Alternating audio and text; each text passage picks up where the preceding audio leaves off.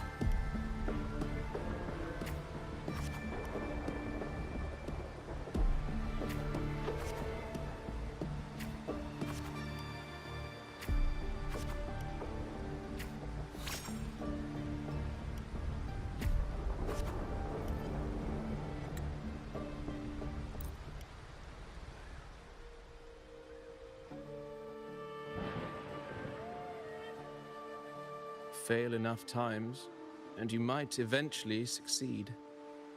Should we call it resilience? Or mere stubbornness?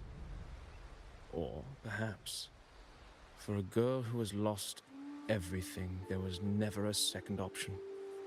She had no one to trust but herself, and naught but a blade to hold. And yet, as the first stanza of an epic, this is nothing extraordinary. Since the lament, across the scorched lands of Solaris, I've heard this story repeat itself, again and again. Greatness. Yes, our era has certainly seen it.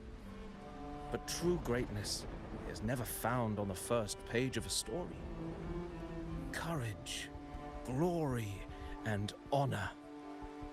Such immortal virtues have been etched in tablet and stone. They are never forged overnight. Light as a thread, elusive as the wind, they weave themselves into every twist of fate, tangling with every insignificant choice we make.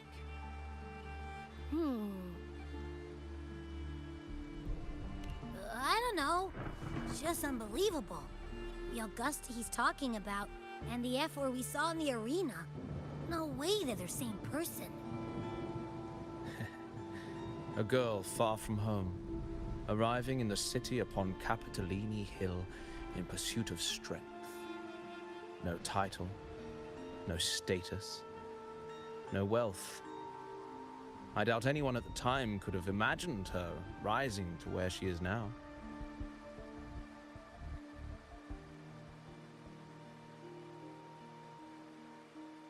Do you mean Cato? Do you believe Cato handed her that final victory on purpose, and that his scathing words were a test of her resolve? Then Cato must have been an idealist to place his faith in a girl with nothing to her name.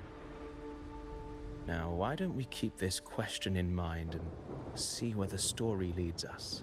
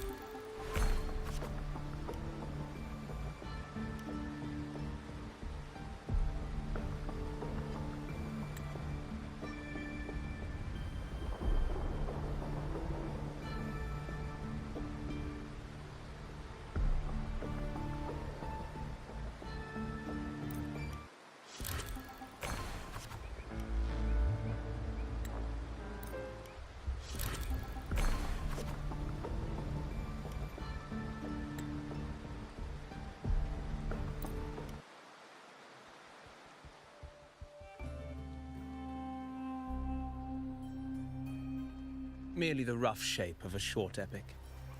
This is all I can offer about the F4.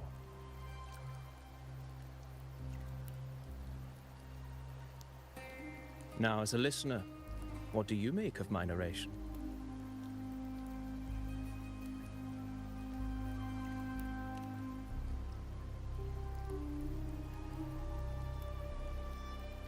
I appreciate your kind words, my generous listener. I am only a humble wordsmith, spinning verses and rhymes. The essence of poetry is granted by those who dare defy their fate. But there is one thing I must confess. Through my words, your knowledge of the F4 is partial, at best. Poetry can only offer a glimpse of the true story, the reality of people, events, and things slips beyond the grasp of words. I do not belong in the pages of the epic, so I remain confined to the observer's gaze. I can imagine events and emotions unfold, but I cannot truly recreate them.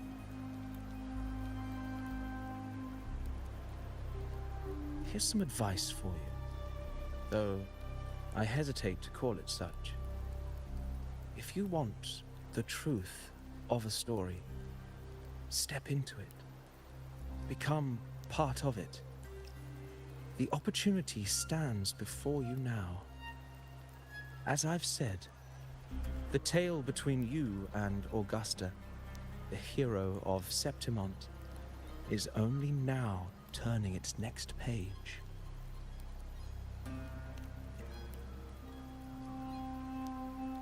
It's not difficult to see. Fate flows like the stars, tracing their course. Your destination is written in the steps you take.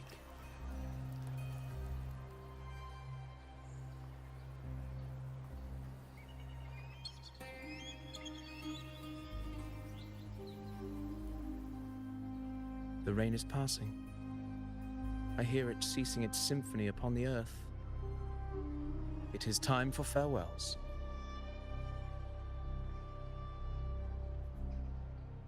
Before I leave, may I ask you one last question? What is it that has lifted Augusta to the seat of power? What is it that makes a ruler?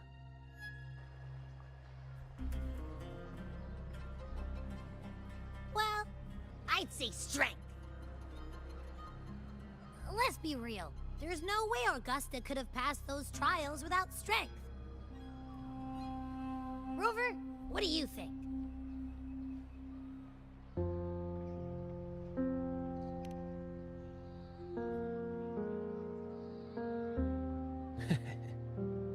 You needn't rush to answer now. Keep it in mind as you continue your journey. When the final chapter is written, the answer will reveal itself.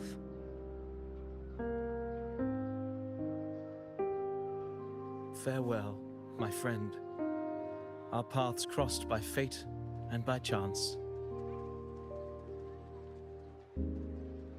Soon, after this brief encounter, everything about me will be gone with the wind.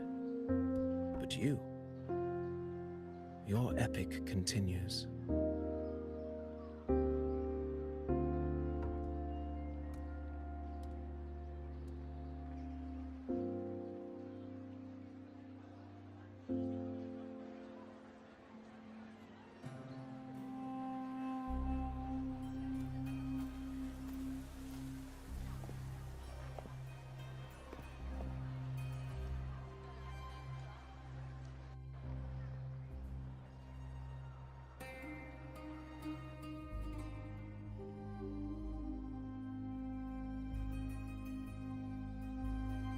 Your Excellency, you have indulged her too much. As the priestess, Luno is far too unruly in both action and word. It's a disgrace to her title. Indeed. She entered the palace unannounced, uninvited, and with no decorum. A blatant affront to the authority of the palace. Same as always. Senators, all she crossed was a doorway. One too insignificant to carry the weight of our authority, or defend anyone's fragile pride. Let us not forget, it is not the walls of Capitolini Hill that command fear.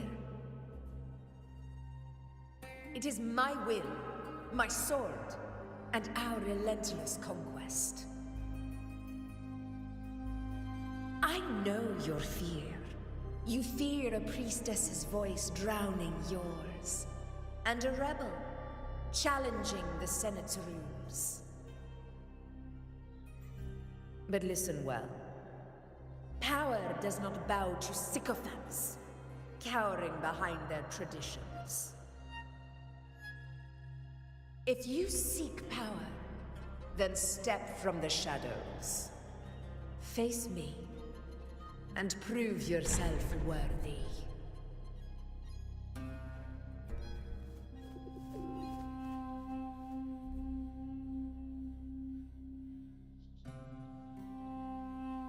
Took you long enough, Augusta. Handling the senators takes time. You know that.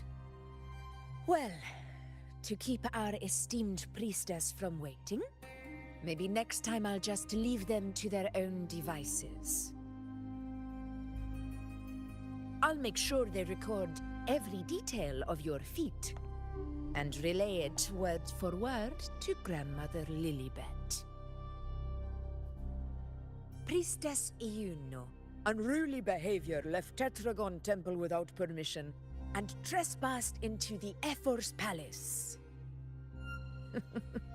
I wonder, who will lose it first? Lilibet or you? Let those old foxes report me all they want. If they step into the tetragon left foot first, I'll shoot the left. Right foot first, I'll shoot the right. Hey, I'm with you on that one.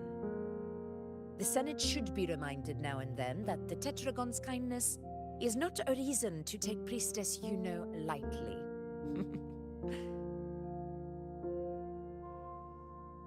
Why didn't you wait there? I had everything handled. We depart for the hunting ground tonight. If anything changed, you could have reached me by my terminal. You didn't need to come all the way here. I want you free of duty until that day arrives. You're overthinking it, Augusta. I'm here to see that person. Grandmother Lilibet said her fate is one of unknowable void. Sounds intriguing enough to make time for.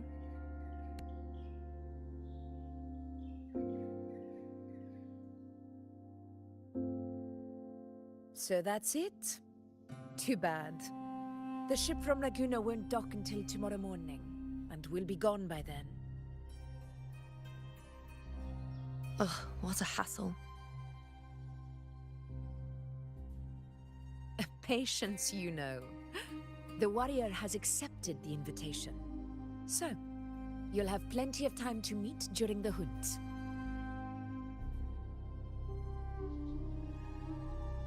Is there something else you want to say? I read Grandma Lilibet's Book of Prophecies. The hunt and our plan, neither end well.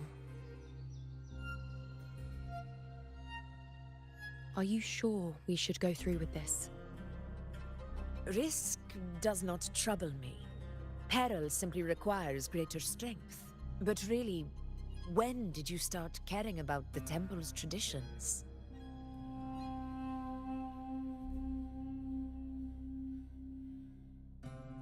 O ye faithless of Septimont, the divinity is enraged. Should your ruler defy their will again, doom shall be your fate.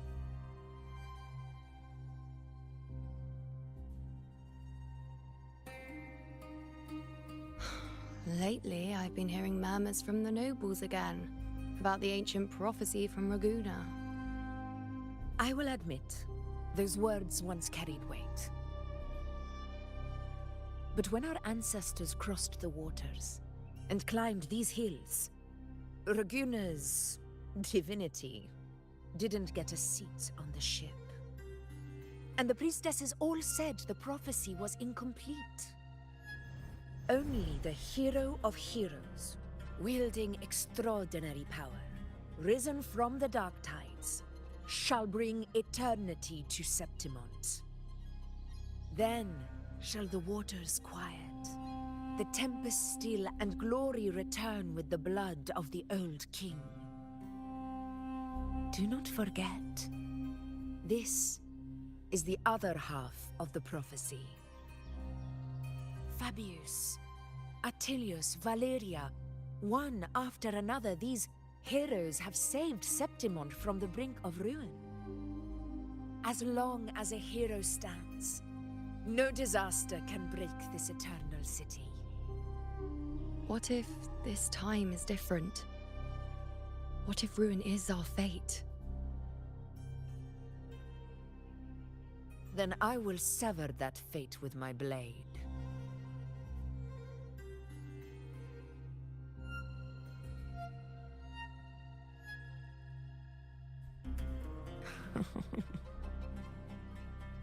What's so amusing? So, the fearless priestess Luno can be frightened after all. But it's fine. If you're afraid, don't push yourself. I can handle this alone.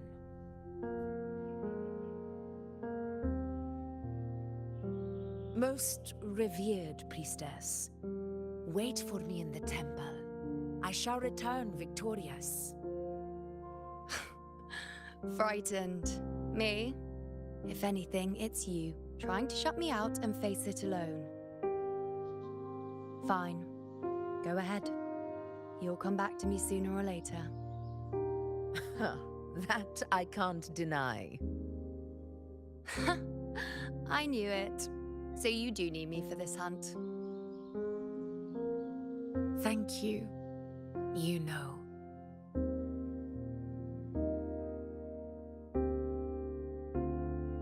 Why are you saying this?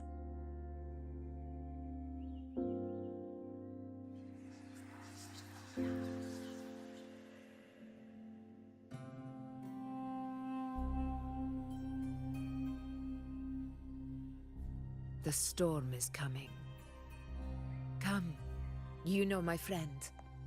The best way to greet a storm is to walk straight into it.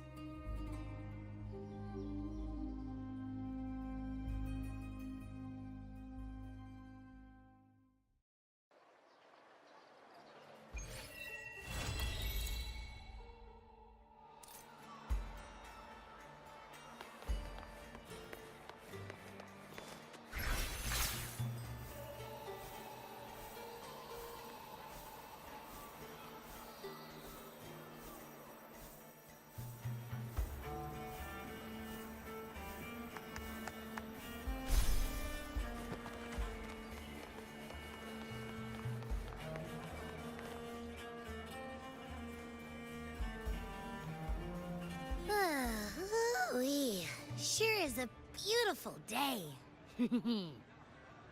So, any news from the F4 rover? Or are we still chilling like we've been for the past few days? Good day, Madam Rover.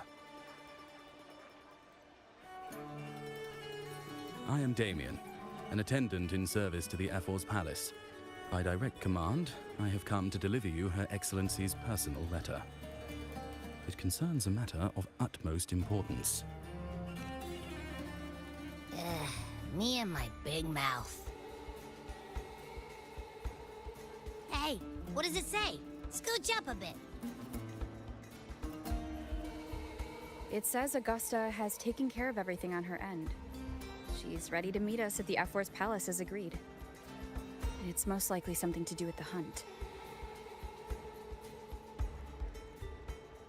We shouldn't keep the F4 waiting. Time to go, Abby. Oh, you mean now? Well, I'll think I'll sit this one out and leave all the heavy stuff to you guys. Chat for as long as you like. Just give me a holler if you need me.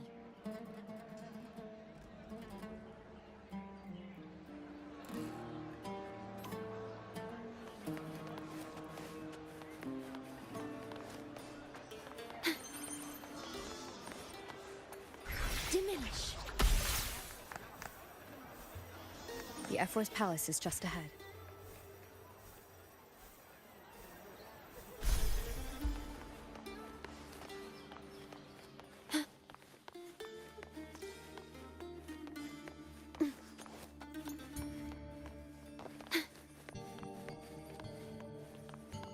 Hiya. Your pass, please. Perish. Yay? Next, we'll head to the Karak. Looks like Augusta's already taken care of everything. Let's do this.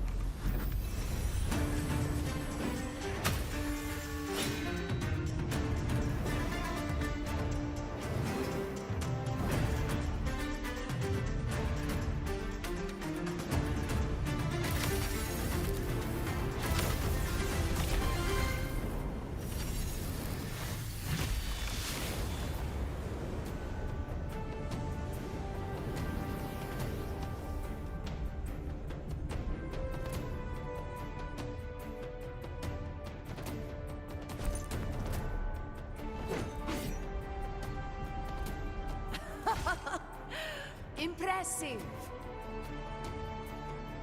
I expected a challenge, but your performance far exceeds what I had imagined.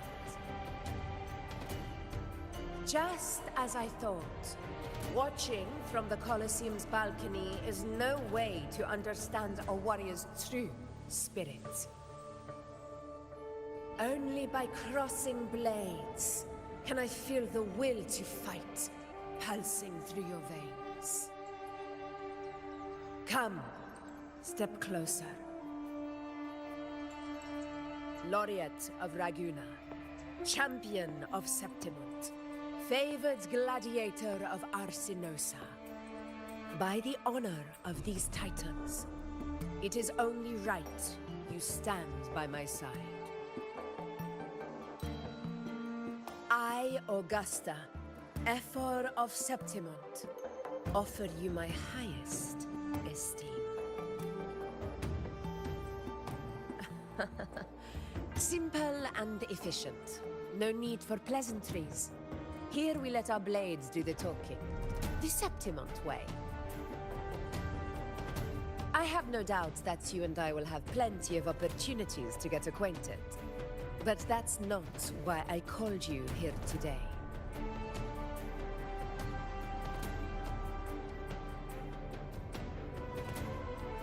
On my behalf, and that of the Ephor's Palace, I extend my deepest apologies for failing to keep our appointment. I hope this delay hasn't dampened your enthusiasm for the hunt.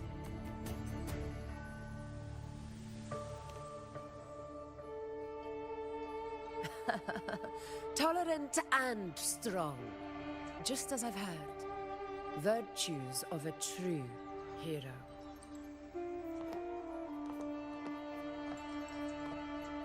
Well then, seeing that your interest still holds, shall we discuss it? The hunt. In Septimon's long fight for survival. It holds profound significance. It is both honor and duty. For 100 years, countless gladiators have taken up the hunt and met their end in glory. It is no exaggeration to say that the blood of gladiators still burns in every inch of the Crimson Sanguis plateaus.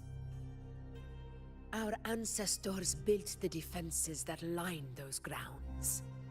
To this day, they stand as the front line of Septimon's resistance against the Dark Tide. You've surely noticed the lingering blight cloud that hovers over the Sanguis plateaus. Since the first Dark Tide outbreak in Rinasita, that place has become a breeding ground for its horrors.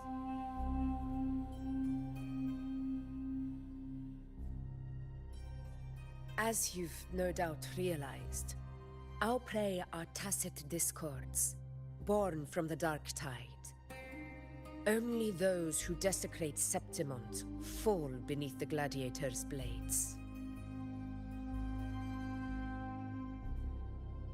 The high tide is upon us, and it will be a storm like no other. My hunting party requires unstoppable warriors. Sacrifices are inevitable, but I believe you will be a banner that stands unbroken, Rover.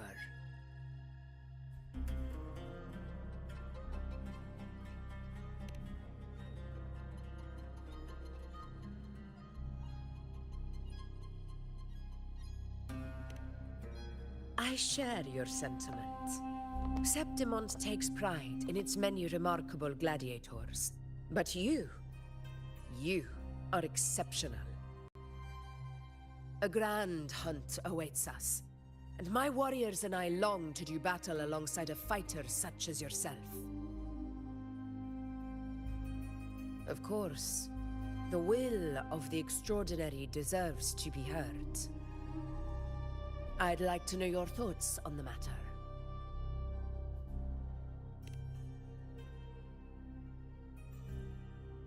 A straightforward answer.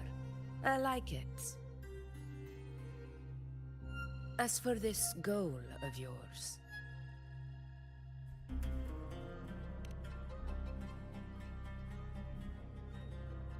Ah, yes. The Journeying Paradise. I've heard that laughable name before. A pity the hunt was made to shatter that little fantasy. As for the Sentinel's relic, go to the Earthrend Wedge. It's where the Sentinel Imperator first descended upon the Sanguis Plateaus, and is the epicenter of every hunt to this day. However, due to its significance, not even Septimon's highest officials are permitted near it. But if that is what you wish, say no more. I will make it happen. The trust I place in you stems from your recognition of my character. I admire your honesty, and I will honor it to the fullest. Only those bound by trust can go the distance together. I look forward to the hunt ahead. It honors me to journey by your side.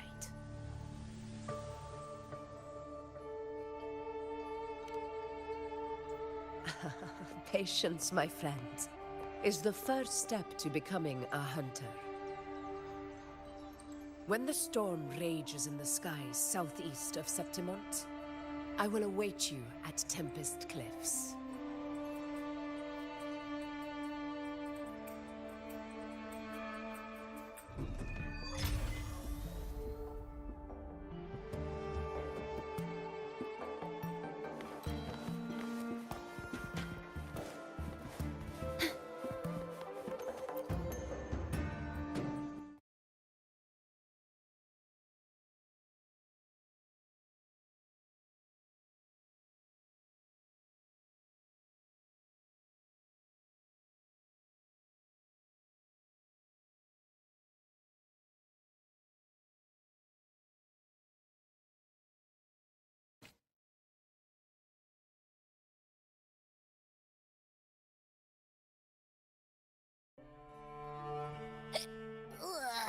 can't eat another bite.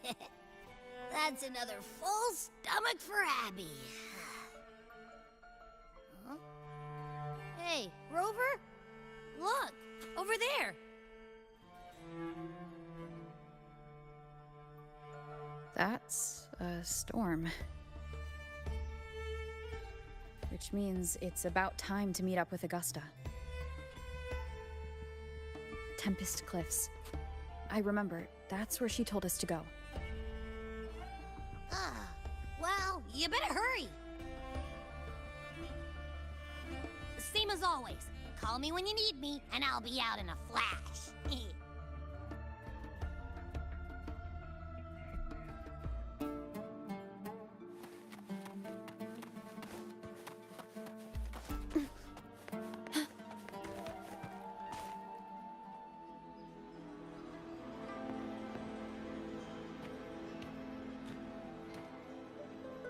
This should be the right way. If you're heading for Tempest Cliffs, head east. This path will take you straight to the Courtyard of Glory.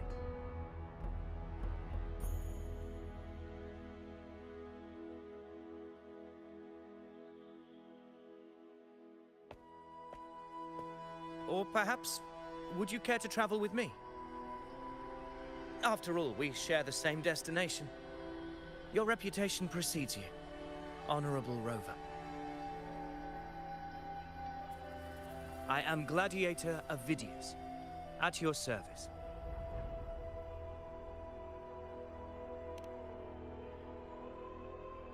Gladiating and hunting are the very pillars upon which the glory of Septimont stands.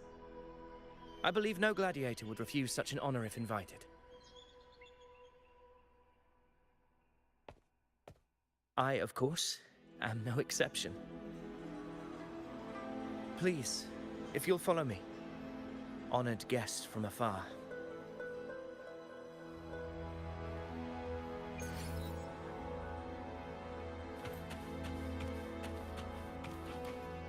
Augusta spoke of the great surge we are about to face. The Ephor speaks the truth. And this year's high tide has come later than usual, which bodes ill. It's a shame even the sharp ears of the Senate could not chisel through the high walls of Tetragon Temple to hear the whispers beyond. Is this an auspice of calamity or a prelude to a new legend? Only time will tell.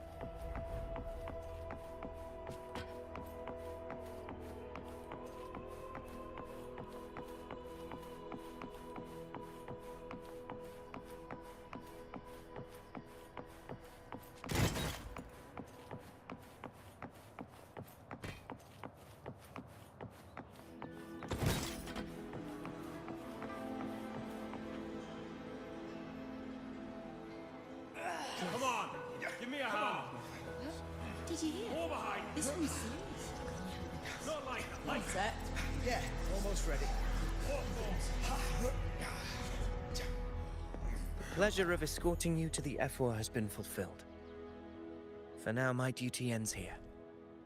From here, we march onward to the hunting grounds, where the Dark Tide's creations may await us. When the time comes, it will be a true pleasure to see your skills in action.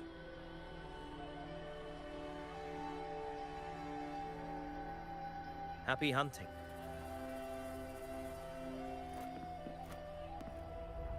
Come, join us, Rover. The horns signal our departure.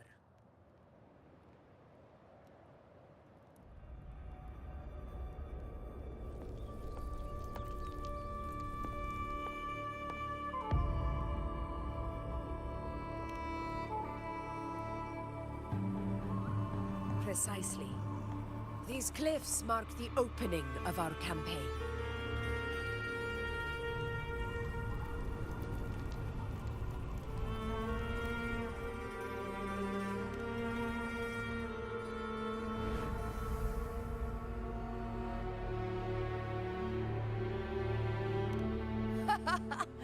Take courage, my friend. The path to glory will reveal itself under the feet of the brave.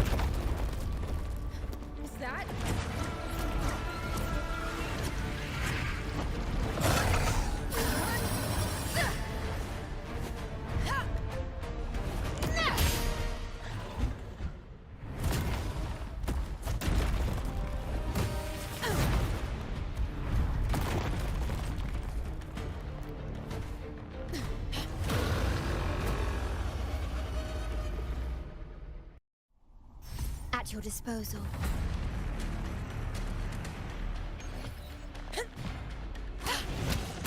Getting restless, are we? That is a Chorosaurus, an abomination of the dark tide. Do exercise caution, Rover. In control.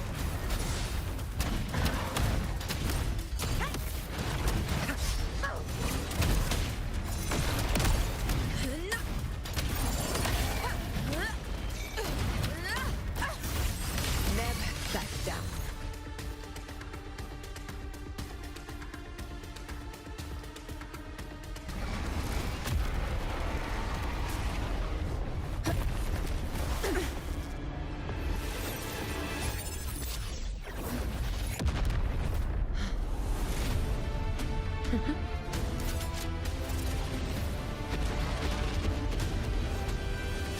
Now is not the moment.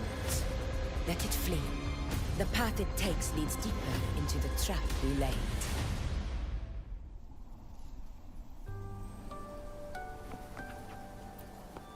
That sound.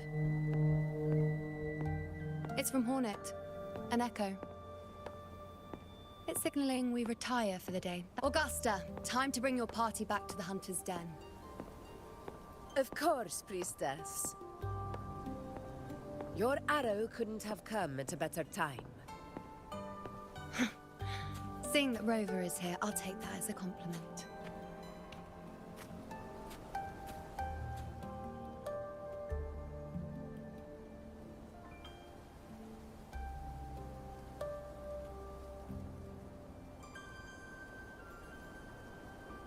The Hunter's Den.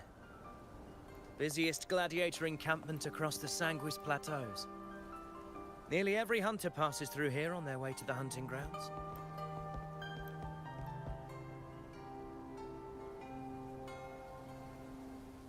We will rest here before setting off for the next hunt. I must admit, this place is rather magnificent. I suppose my predecessors forsook the peace they ought to have enjoyed, just to share this hard-earned land with these hunters. Such magnificence is rightly owed to the temple.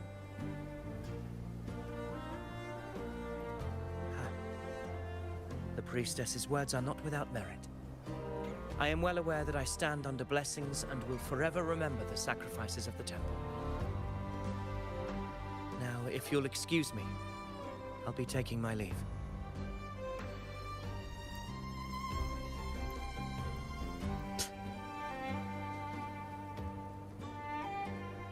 Though we've already met, I suppose a proper introduction is in order.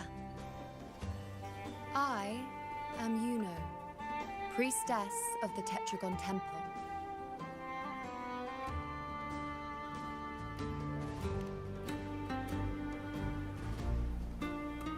Well, aren't you caught up on things? What you say is true, though I've long since grown tired of such affairs. Come now, Rover. Surely you can find me something more interesting to occupy my time. For instance, the hunt. Quite frankly, when it comes to dealing with the dark tide, none of these gladiators can hold a candle to me. Ha! Look at those looks. I've seen them all before. What can I say? When you're as dazzling as I am, jealousy tends to follow. I'll be making my way back, Augusta, lest my shine further sting the eyes of certain people.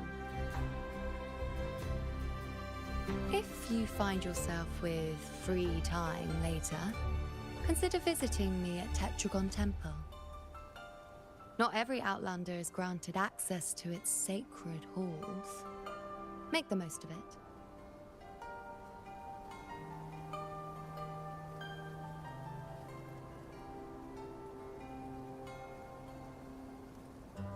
It's rare to see Yuno hold back like that. You must be someone different to her. Perhaps we do share some common traits. Don't let her unruly side fool you. She is as dependable as they come.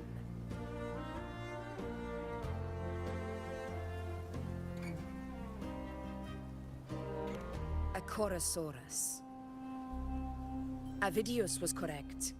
It is a tacit discord born from the Dark Tide. What he didn't have the chance to tell you is that it is the deadliest Chorosaurus of them all. We call it Tyrannos. A vanguard of the Dark Tide that rides its surge to reach our lands. The Threnodians' attempt to plague Septimont never came to fruition. But do not mistake that for victory. Our enemy will not bow so easily. The Dark Tide, immortal and indestructible, carries out the will of its creator, the Threnodian Leviathan. Only the Earthrend Wedge, that bears Sentinel Imperator's power, can sever the link between the Dark Tide and the Threnodian, burying the calamity deep beneath the Sanguis plateaus. The hunt is how we disrupt the Dark Tide's frequencies, by capturing and eliminating its creatures. However, the Earthrend Wedge's energy range is limited. Our mission is to deliver a true death to our prey. Meaning we need to hunt and kill the beast near the Earthrender. Is that how we stop the Dark Tide from spreading? Yes, and it must be done within Maroonwood. This confrontation with Tyrannos was expected, but it's not a fight anyone is eager to face. That beast is well aware of our plan. It's no mere prey. In many ways, it's a cunning hunter itself.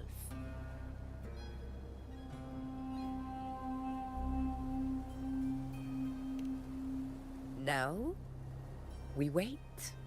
We wait for it to enter Maroonwood. The real hunt begins when the beast's hunger drives it to the wilds.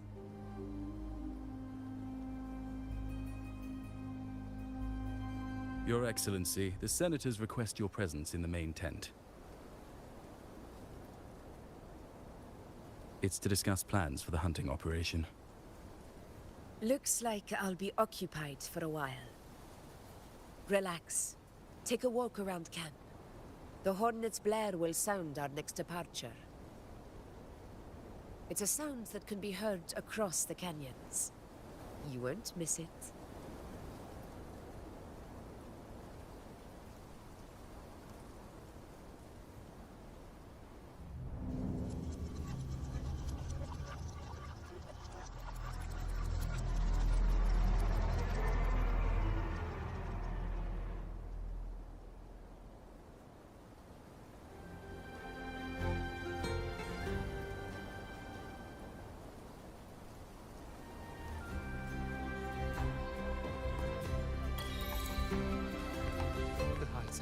Unprecedented scale. Did you hear about Avidius and the Senate? Did you hear about Avidius and the Senate? Did you Luno mentioned visiting her at Tetragon Temple. Got a bit of free time. Might as well pay her a visit.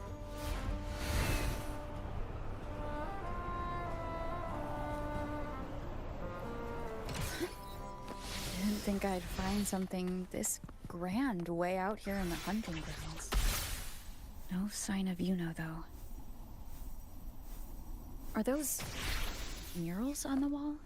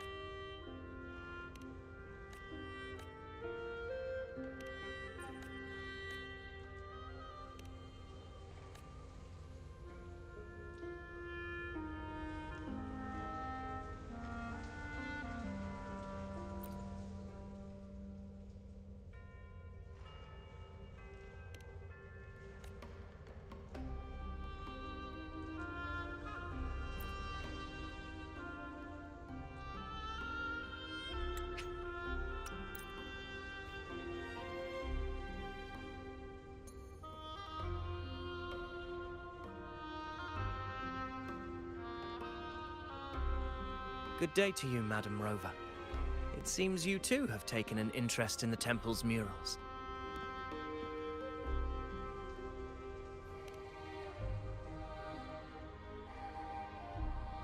They are the works of past priestesses. They depict prophecies glimpsed in the sacred flames. Ones already fulfilled, and ones yet to come.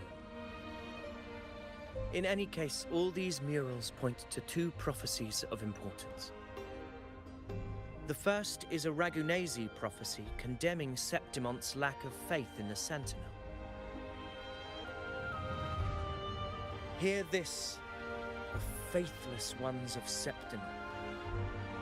The divinity of the high heavens has grown enraged. Should your monarch once more stand in contempt of their will, annihilation shall be your fate. The second is a continuation of the Ragunesi prophecy, delivered by Septimonte's priestesses. Only the hero of heroes of extraordinary power, risen from the dark tides, shall bring eternity to Septimont. Then shall the waters quiet, the tempest still, and glory return with the blood of the old king.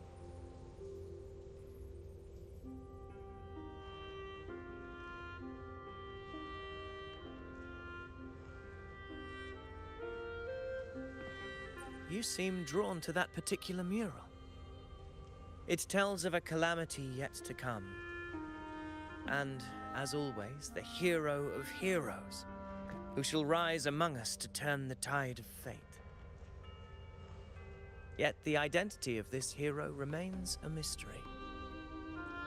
Coincidentally, much like the absent part of this mural, the prophecy of our victory over the coming disaster remains untold. Whether the priestesses can't foresee the fate that awaits, or whether the true prophecy is meant to remain hidden, is indeed a question worth pondering. Our would-be hero of heroes lost in daydreams again. What is it this time? Staring at an empty wall, hoping one day it will bear your name? I happened to wander by, passing the time as one does. No need to trouble yourself with someone as inconsequential as I, priestess. Inconsequential? Come now. Everyone knows you're the Senate's golden child. Those old loons wouldn't spare me a glance, but they hang on your every word.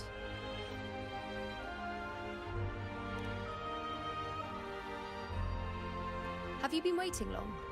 Oh, I can't believe you got to you first. Isn't paying respects to the heroes fairly commonplace? Surely we needn't allow rivalry to come between us, priestess. I'm not blind to your tricks, Avidius. Do you really think Rover would take sides with you? Let me guess. Eliminating Tyrannos and the Dark Tide before anyone else would be the perfect act to prove you're the prophesied hero of heroes. 4 expeditions to Main's Deep, plus a Home Leaf medal, and now you think you can usurp Augustus' place? Don't make me laugh.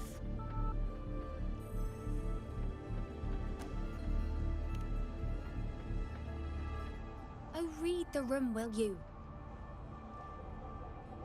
Please. I don't deny that I am ambitious and aspire to better my station, but I value my duty to defend Septimonte's glory just as equally. Should I become the next hero, Septimont would be spared when the next calamity arrives. Is this not what the Tetragon Temple has prophesied? Why, you...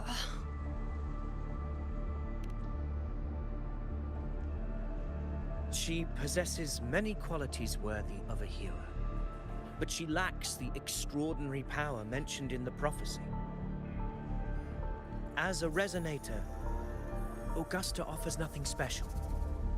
Yet throughout Septimonte's history, every hero of heroes was born with extraordinary gifts.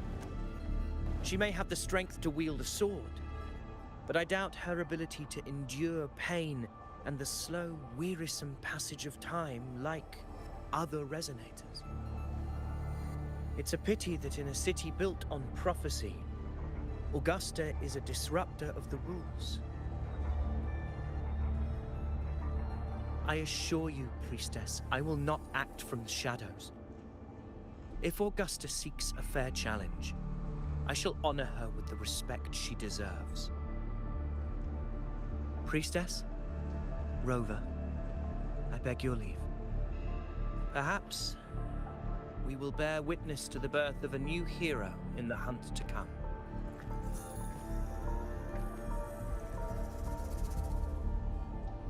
Well, there you have it. That's the gist of it. Finally, some time together, and now it's all ruined.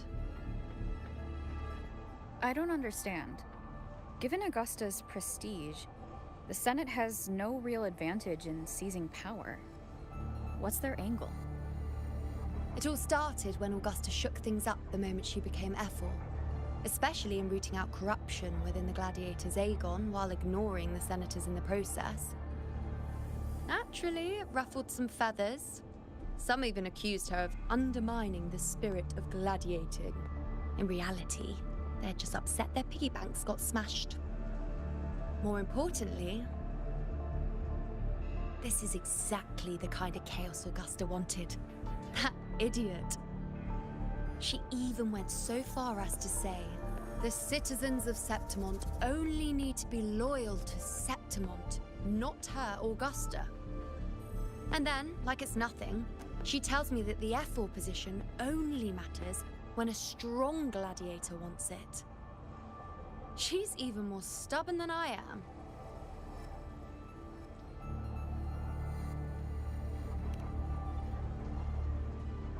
Now, why would I be worried about that? I'm sure you've seen her sword. The inlaid blades are trophies of every gladiator she's defeated.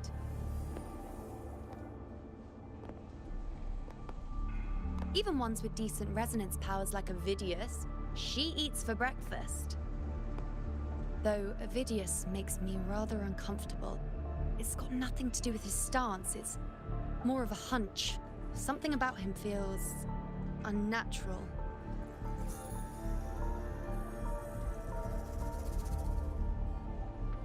Or maybe I'm just overthinking it.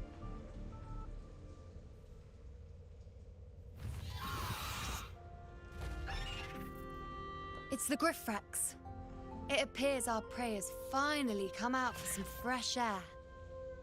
We'll meet again later. But next time, I'd like your undivided attention. No distractions,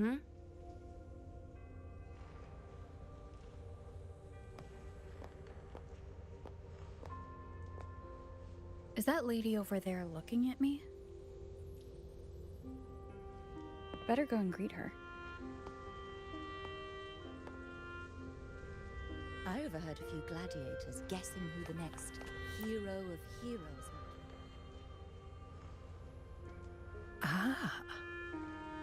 We've been expecting you, roving hero. I see... A void. An unknowable fate. Worry not, my child. A void is by no means nothingness. Follow its guidance and let it lead. It will open the path to boundless possibility, guiding us through the fog to shores untouched by any before us.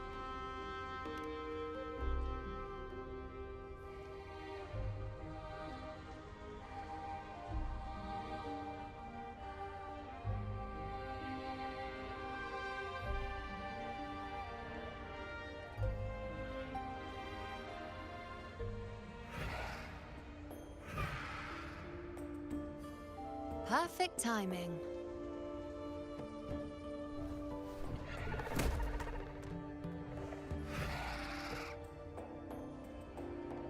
I'll stretch my legs a bit.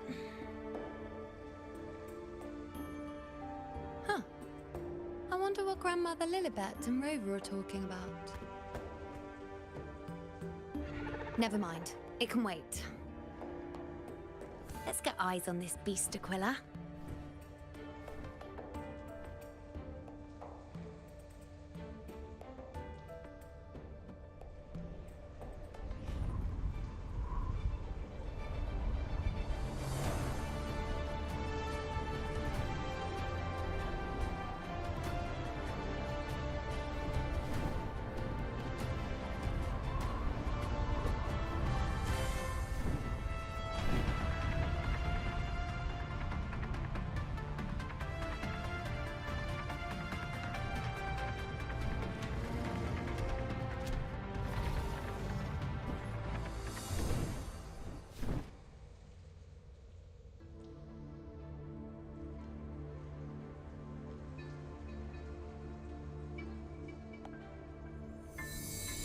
Spirits of the hallowed land, answer my call. May the eternal sacred flames grant us boundless sight.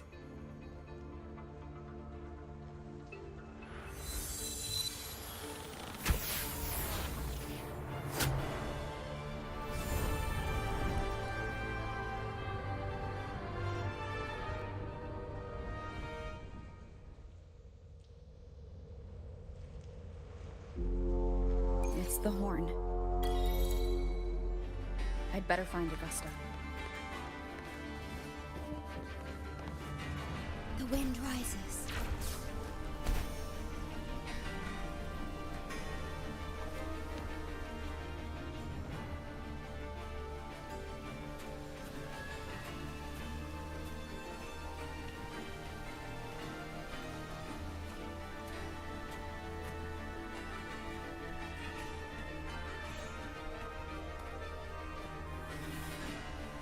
Over there.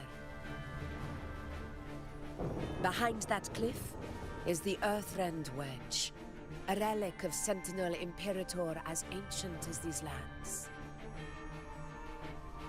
The destination of your journey, my promise to you, our shared goal.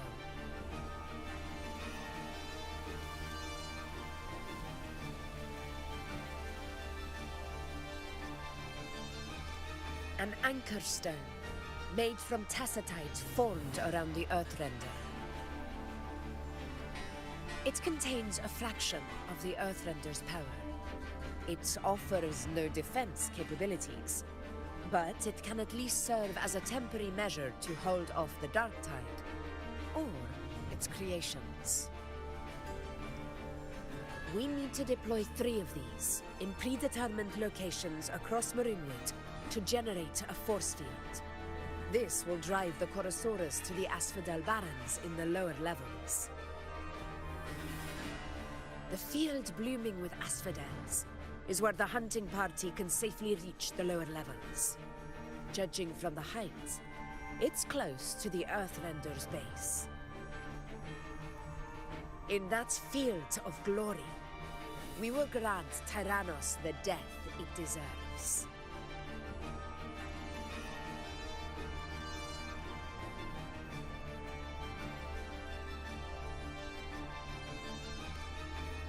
Tyrannos' calling card is the vanguard of the Dark Tide. Our prey isn't exactly known for playing by the rules. Maroonwood lies on the other side of these cliffs. That beast has reasoned we're likely to take to the skies on reflexes, and has laid an ambush, waiting to drag us down into the abyss. A Chorosaurus that knows how to set a trap, waiting for its hunters to walk right into it. Quite an interesting opponent. Gladiators, march with me to the hunting grounds. Let the sacred flames ignite your resolve. The enemies of Septimon shall bear witness to our might!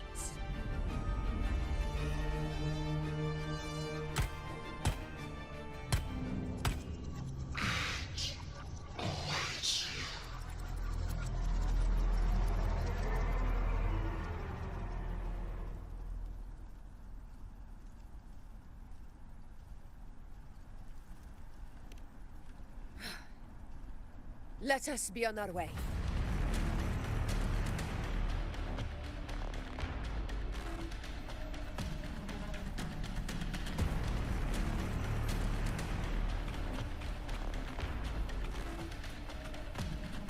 Something's not right.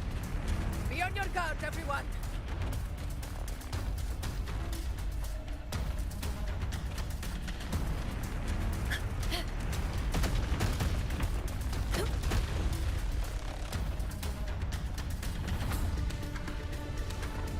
Ground is collapsing!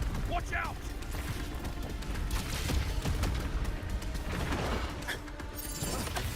Over there! Getting excited, are we, Tyrannos? Watch out for those molten rocks. Use the pillars for cover. Move!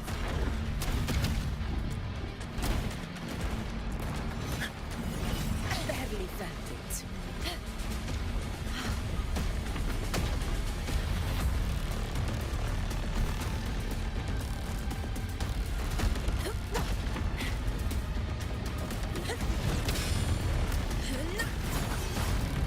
Hopefully this helps.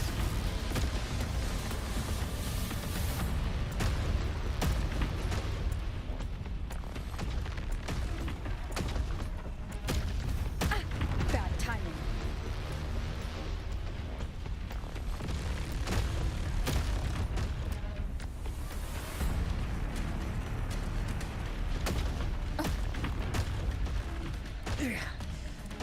Cunning bastard. Everyone, onto the ledge, now! We're almost at the hunting grounds. Victory is still far from reach. We're not in the clear yet.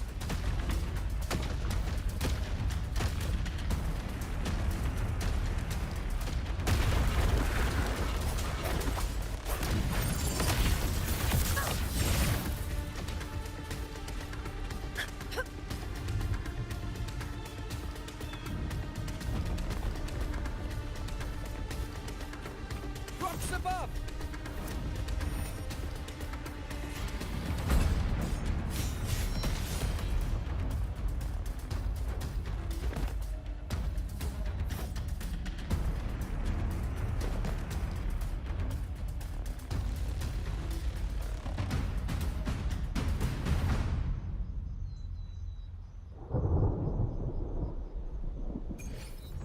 This path will take us to the first anchor.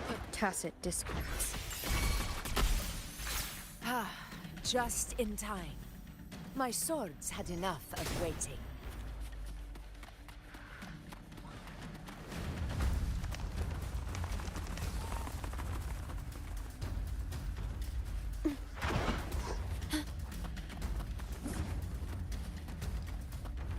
Such carnage. These tricks do not surprise me. Avidius, take a response team and get that anchor obelisk functioning. Rover and I will provide cover. As you command, Your Excellency.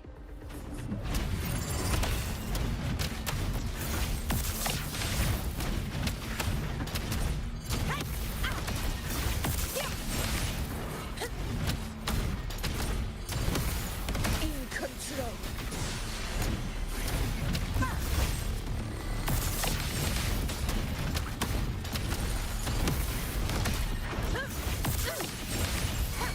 Undying glory!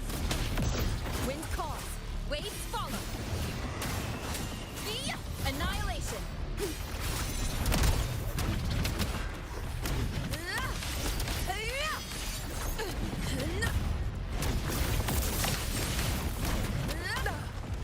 Well played. All blood!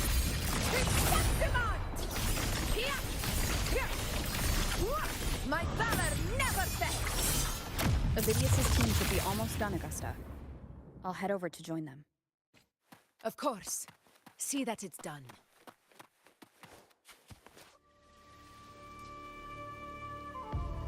Your aid couldn't have come at a better time. We were just about to insert the anchor stone into the obelisk.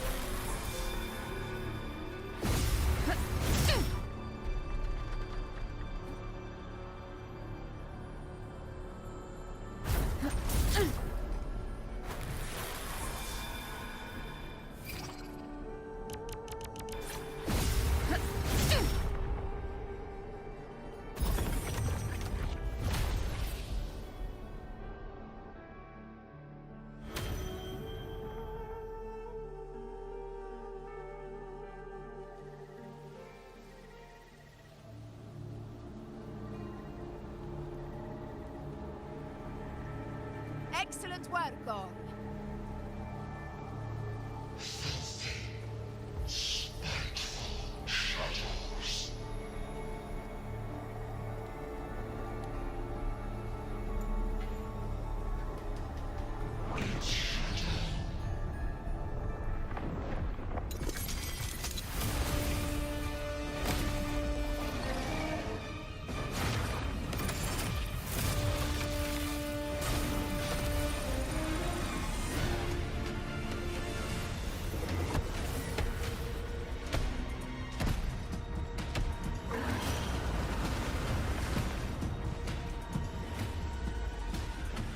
Inside these hunting grounds, the hunter can become the hunted at a moment's notice.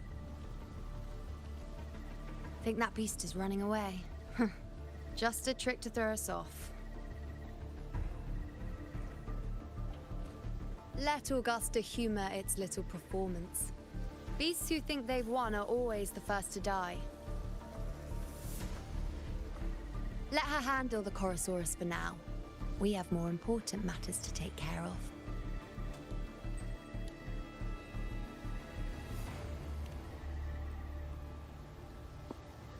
Oh, surprised to see me? I've already shared my interest with you. It wouldn't kill you to remember a few things I've said, would it? But fine. Since it's you, I suppose I can let you in on the secret. The Chorosaurus is just an appetizer. I've got bigger fish to fry.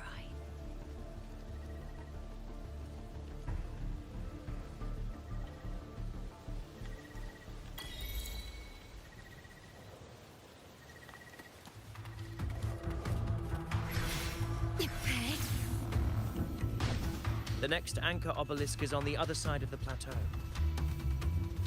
Ah, Ringwraiths are here too, huh? Does that surprise you? Augusta and I prepared it all well in advance. Ride the winds and let's soar. We've lost sight of Augusta and the Chorosaurus. Let me see your terminal, Rover.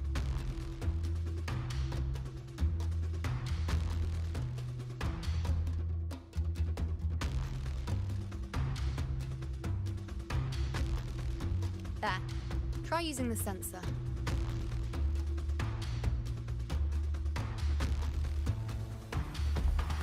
You catch on quickly.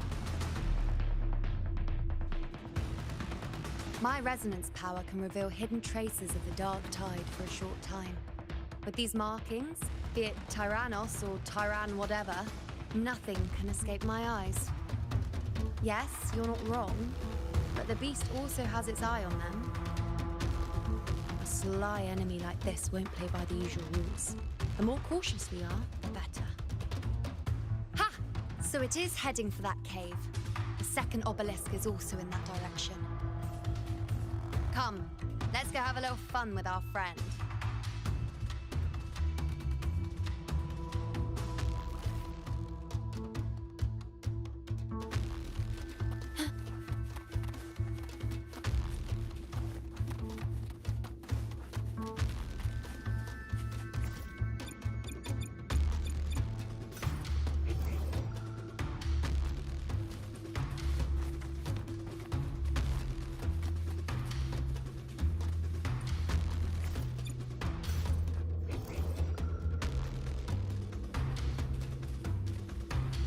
This is it. The second obelisk should be at the other end of this. mind the tacit discords. I'd be more worried about yourself, would-be hero. Try not to slow us down. Such is that lesson.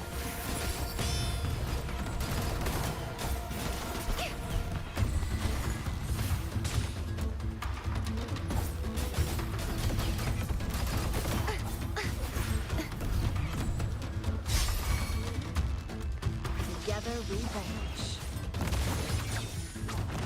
Purge the impure.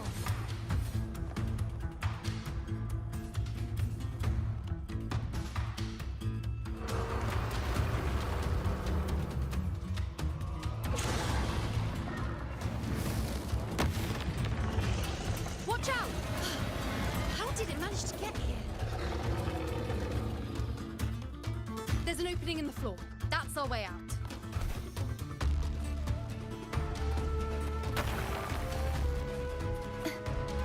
Careful of the rocks! I'll keep it busy. Now is your chance. Go!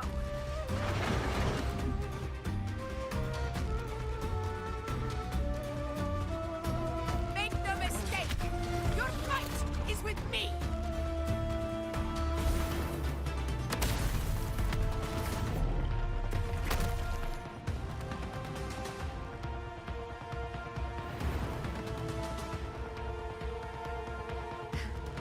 Augusta. My apologies for the delay. Be warned, the Chorosaurus could return at any moment. We should leave. Here it comes!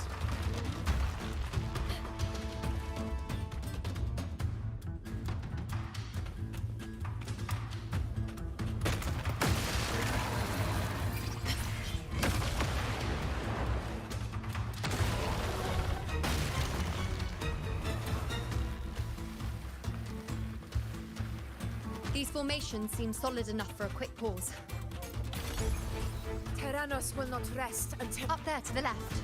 That stone seems loose. Pull it down, Rover.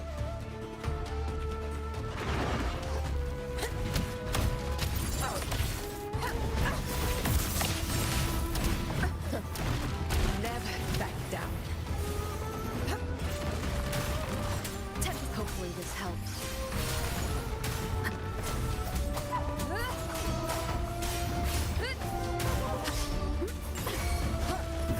Conquest begins now.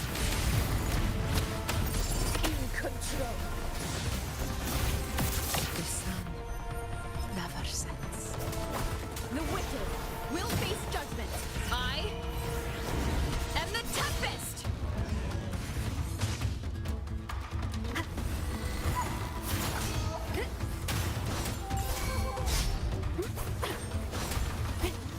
Annihilation!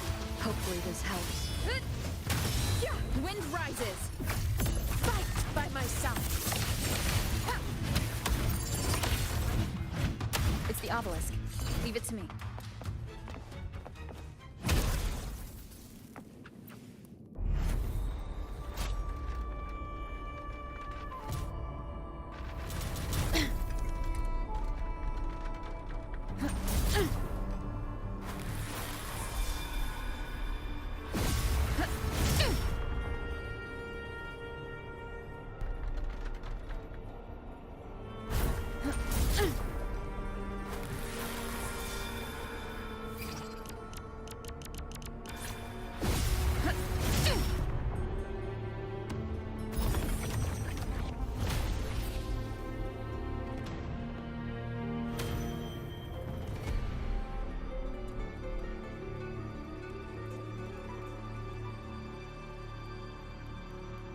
Splendid! Let's keep up the momentum.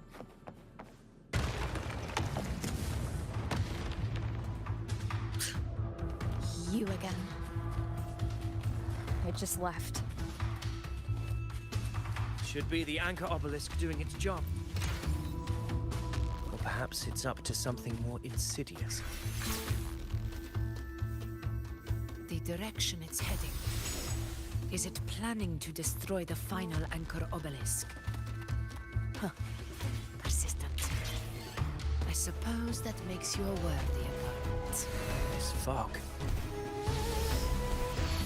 hinders our vision. Could be walking into a trap. Makes for a fun challenge. Don't you agree, Avidius? Stay vigilant. In due time, Tyrannos will learn that gladiators always keep their blades sharp.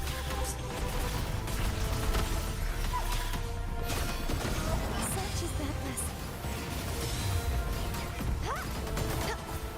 Oceans. Bow before me. Ruin. The obelisk is right over there.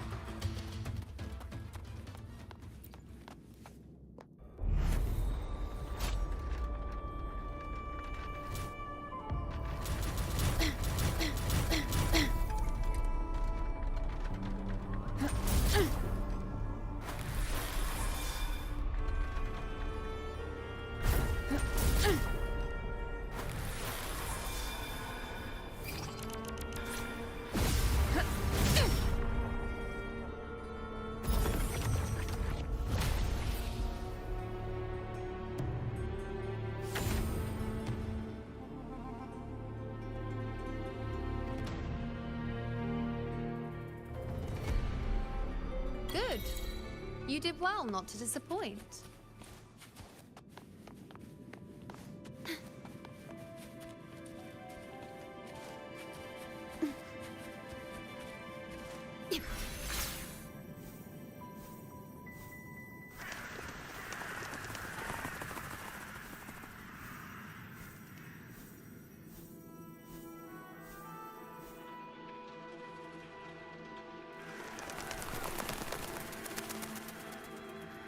Augusta, Tyrannos is heading for the Asphodel Barrens.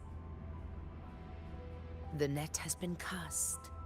It's time to reel in the prize.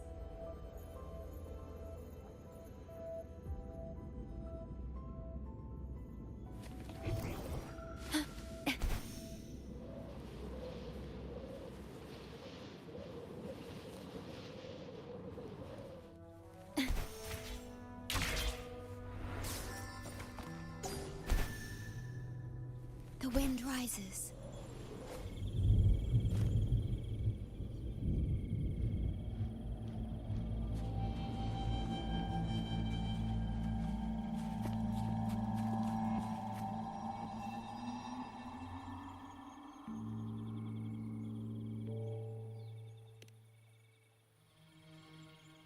A field of corpses.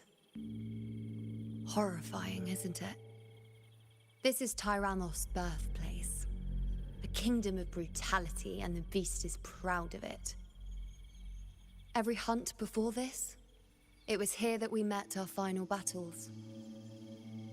The gladiators went to great lengths to drive the Dark Tide's creatures into the Asphodel Barrens.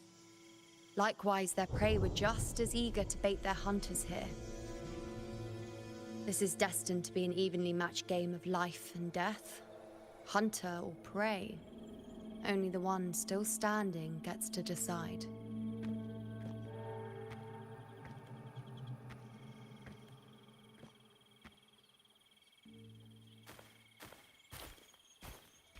Avidius, descendant of the hero of heroes Attilius, decorated for the 4 crossings of Main's Deep. I see the desire in you, your desire for power. Yet if you wish to be my opponent, then this level of resolve is far from enough. Step forward.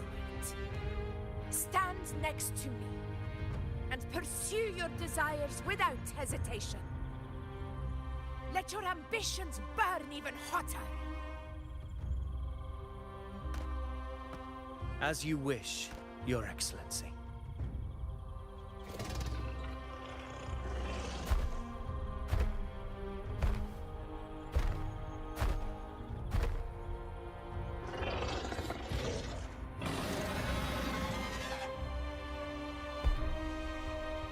Finally, some fun for a change. Come, you need only to stay at my side, Rover. Rest. This is a matter between Augusta and Avidius. We shall not intervene for the time being.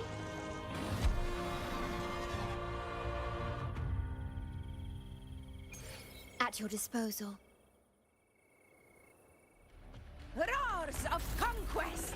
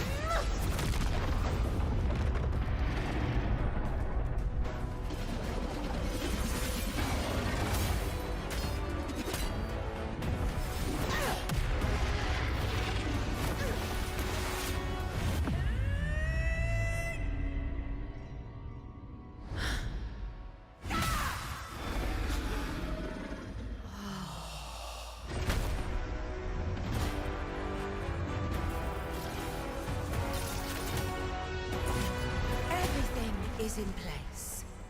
It will take the bait. That's our cue. We're going after it.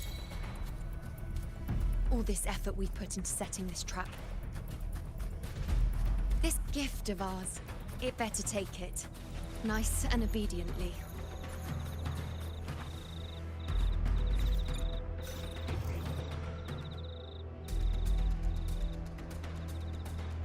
Over there.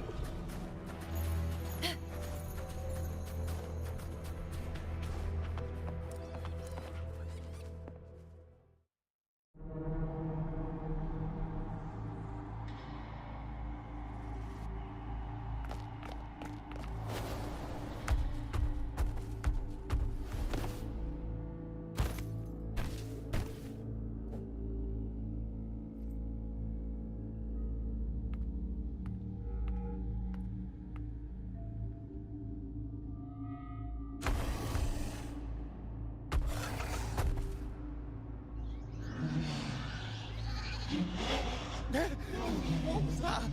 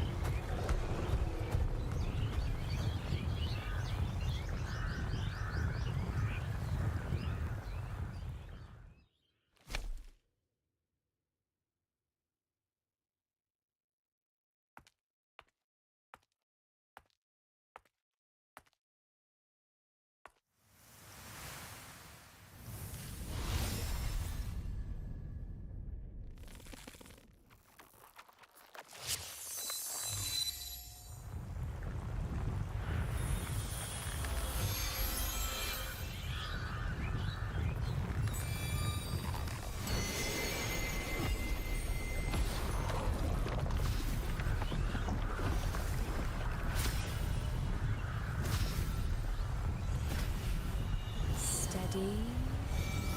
Now.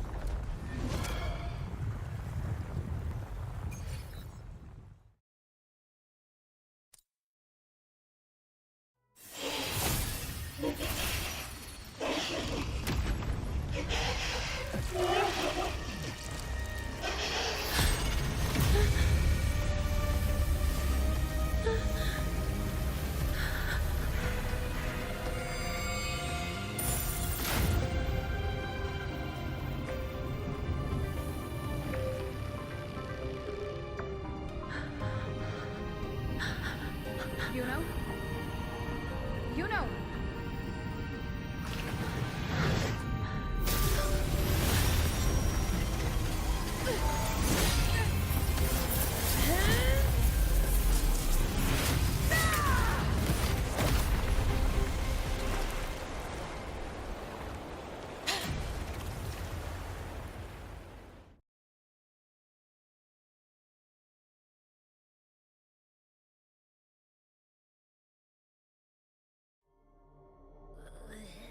What was that about? And that black fog? It was all mushy. I couldn't even finish it. Ooh, oh boy. Did I take a huge bite out of that one? My head's gone all swishy. I need a quick timeout. How are you holding up?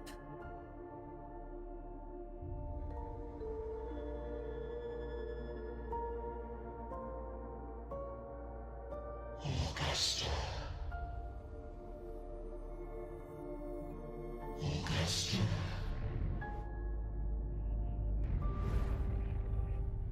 Now you've seen it. Had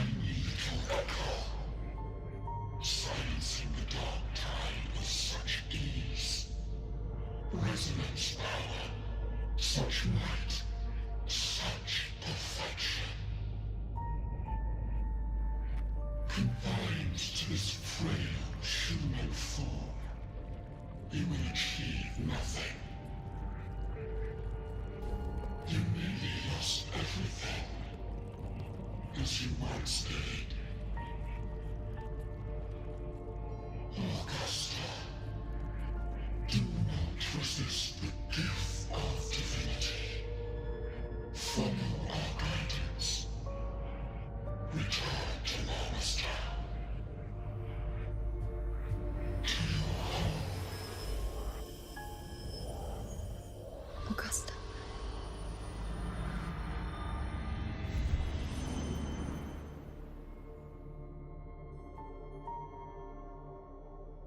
Augusta.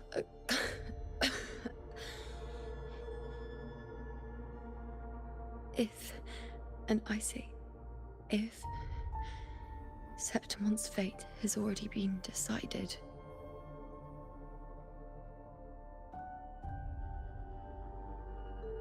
would you continue to fight?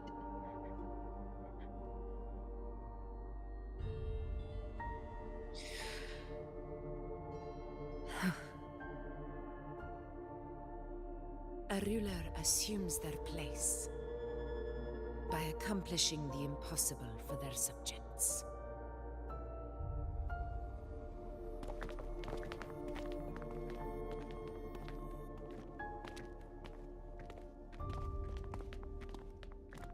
It isn't safe here. I'll lead a team and escort everyone to a temporary camp not far from here. But before that, I must ensure no one is left behind. You go ahead, Rover. I am entrusting Luno to your care.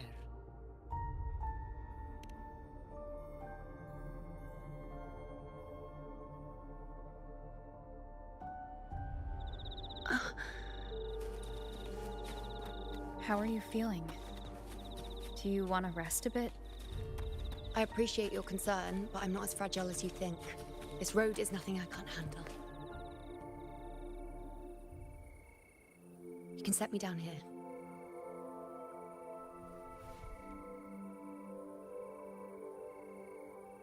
Come on, don't give me that concerned look of yours. There's nothing to worry about.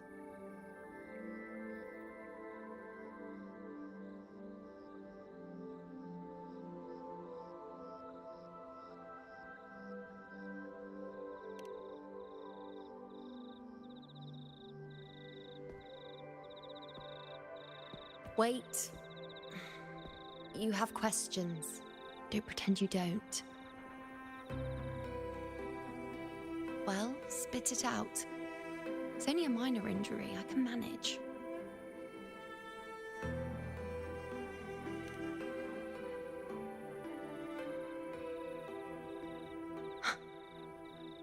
So you've managed to glimpse that far? Or is there more?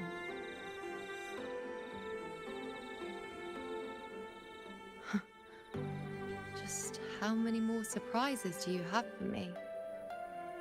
But I suppose only you could manage something like that.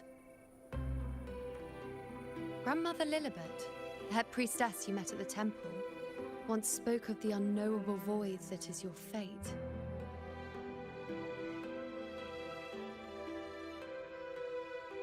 I've yet to fully interpret what she meant by that, but one thing is clear. You are the most unique among us all.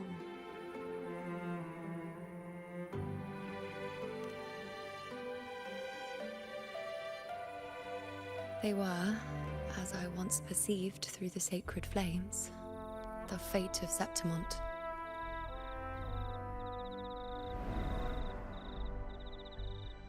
Just as you saw, the dark tide will bring destruction to Septimont and the death of Augusta.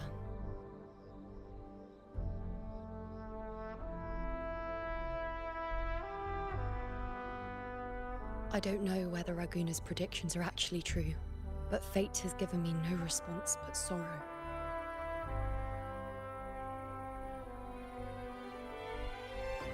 Though I would deny it to the end, as it is now, I cannot ignore it any longer. The Dark Tide is a force to be reckoned with. Its terror lies not in the illusions it shows or the lies it spins.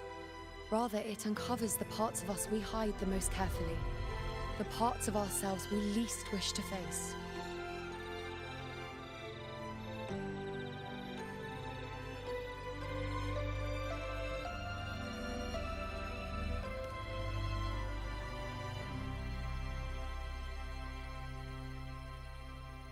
Never. My prophecies are never wrong. How I loathe this feeling, this helplessness, to know everything, to see everything, and yet be powerless to change a thing. Since we've come this far, might as well share a secret with you.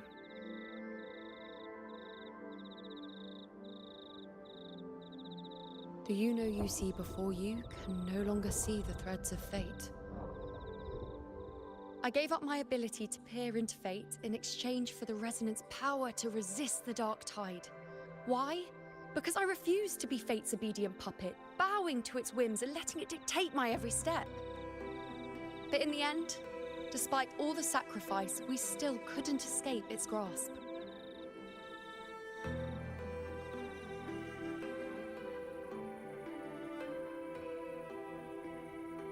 The dark figure we faced in Asphodel Barrens was, in fact, an embodiment of the Dark Tide.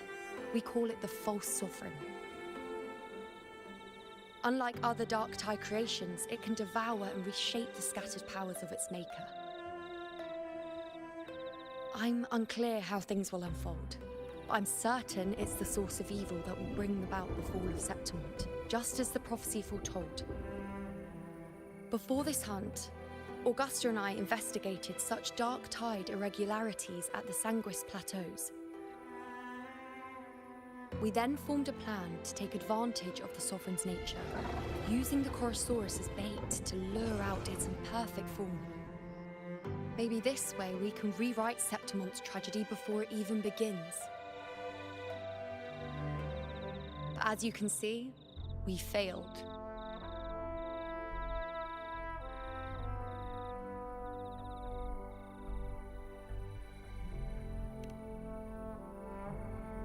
I do not know.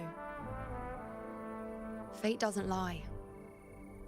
Perhaps death is the only choice we're given in the end. But knowing Augusta, I'm sure that fool would fight till the bitter end. There is one thing I'm not certain about. For reasons I can't explain, the fate shown to me by the Dark Tide feels different from what I remember. What is it exactly?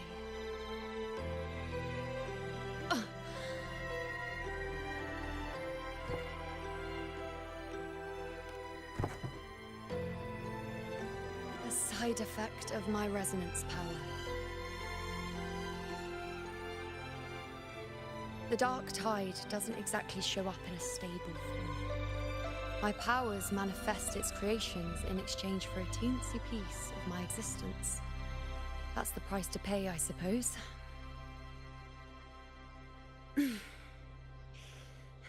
I admit it sounds a bit complicated. In short, just know a little sleep will relieve these side effects.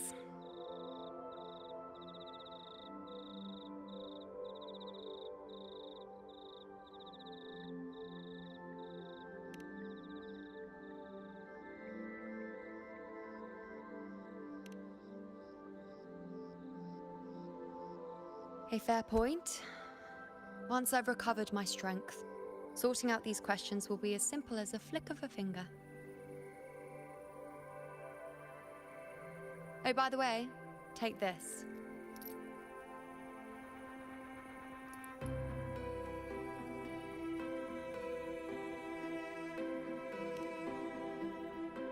A Lunarum bracelet containing a small portion of my resonance power. It was passed down to me by my predecessor when I became a priestess. It's quite dear to me, you know, so be sure to take extra good care of it. And don't expect there'll be a spare if you lose it.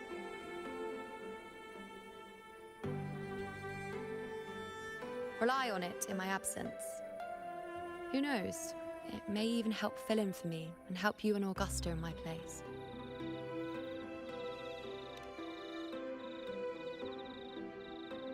Now, why would you say that? I'll only be taking a short nap. Don't you or Augusta even dare think about leaving me behind, is that clear?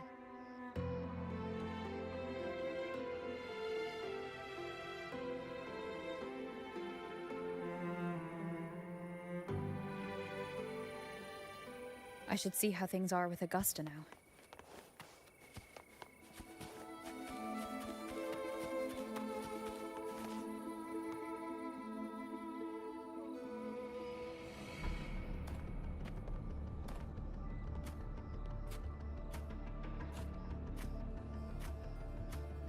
Messages have been sent to the encampment and all sectors of the main island, and defenses are currently being deployed per your instructions, Your Excellency. Good. Ensure timely reports on any new developments. Yes, Your Excellency.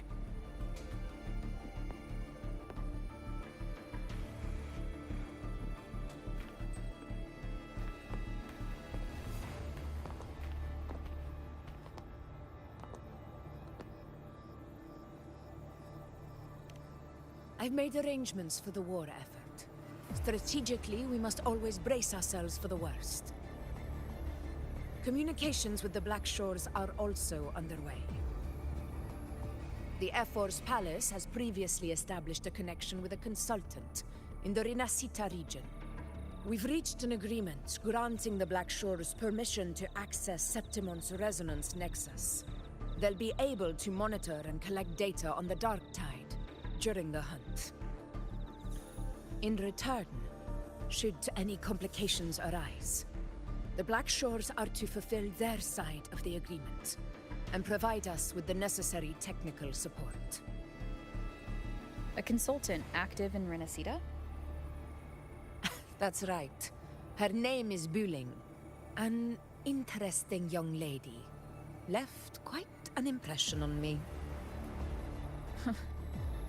So it is her. Why don't you let me handle contacting the Black Shores, Augusta? We talk from time to time. It'll help make things smoother for us. Of course. I'll leave it to you then.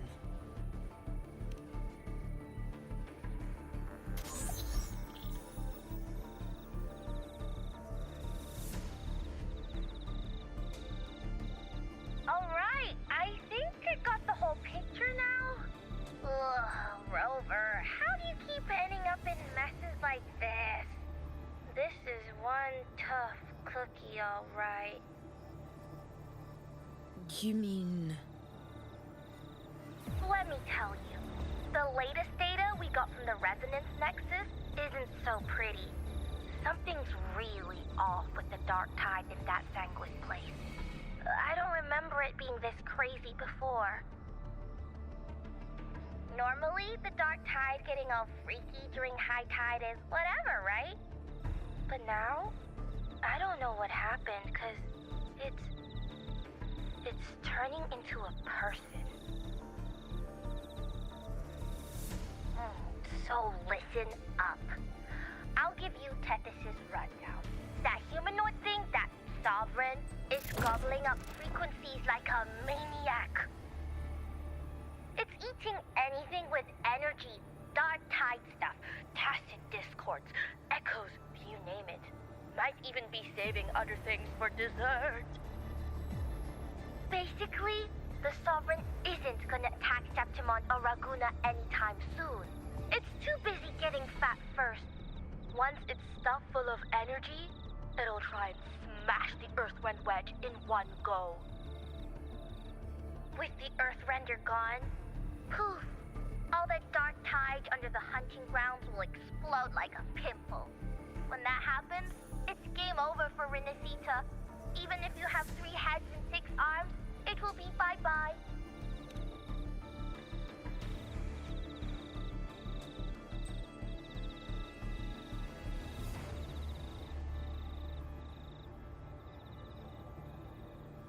Smooth moves, team. Cutting through the clutter, I see what you're doing. This Corosaurus is just the bait to hook the big fish, isn't it? Your real plan is to stop the Sovereign before it fully forms. Nip it in the bud. Am I right, boss? You are right on the mark. Heaven and earth are in harmony. That's my reading, so your plan shouldn't have fallen apart like that. But then again, smooth sailing isn't always a good thing either. Too much harmony invites trouble. Tethys did pick up a strange frequency midway through the hunt. Everything was fine until that frequency came out of nowhere, and then suddenly the Sovereign took form way ahead of schedule. Talk about flipping the table.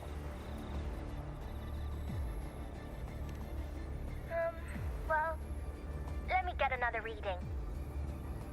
Oh, the cheese all messed up. It's kind of hard to see. It's like someone clouded the heavenly signs on purpose. One way or another, we must find the Sovereign and stop it before it absorbs any more frequencies. This might be our only option for now. That's right. Supernatural powers or not, the Sovereign can't escape good old Tethys. Let me see. Yup. It's wandering in an area with a whole lot of other frequencies. Looks like it's east of the Sanguis Plateaus. Yeah, that place has lots of dark energy. Bet many tough people died there. Murmur's Town. Understood. I will stop it in its tracks.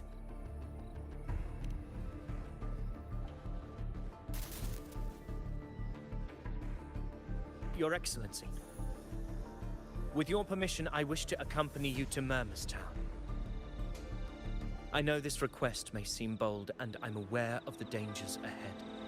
But as a warrior of Septimont, I cannot simply stand by. Gladiators! We are united as defenders of Septimont's honor. I do not claim the right to ask this of you. But in my heart, I believe everyone here has earned the glory we bear. Let our deeds today reflect that greatness. He's right. He's right. Septimont needs us. That's a good point. We have to fight. Yeah. Get up. Yeah. Well said, young man. Gladiators of Septimont fear no challenge. When the storm approaches, can an eagle soaring in the skies remain content as a fledgling beneath another's wings? Your Excellency, we will follow you anywhere. Very well. You have sworn your allegiance to Septimont with your resolve. Your bravery is witnessed not only by me, but by the fallen heroes lying in Capitolini Hill. They take pride in your courage. If you wish to fight together, then so be it. I will afford your fervor its due respect. Come, take up your blades. For Septimont! For the name of heroes eternal! A wise choice, Augusta. It is time. Return to where you belong. Fabian has long awaited your homecoming.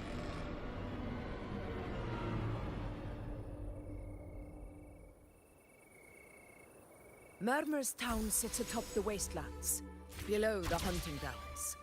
It has since become a forbidden territory, after the Dark Tide's corruption 16 years ago. Follow me. The Wingray can give us a lift. Avidius, ready the anchor stones. We must set up a defense line around Murmur's Town. It shall be done, Your Excellency.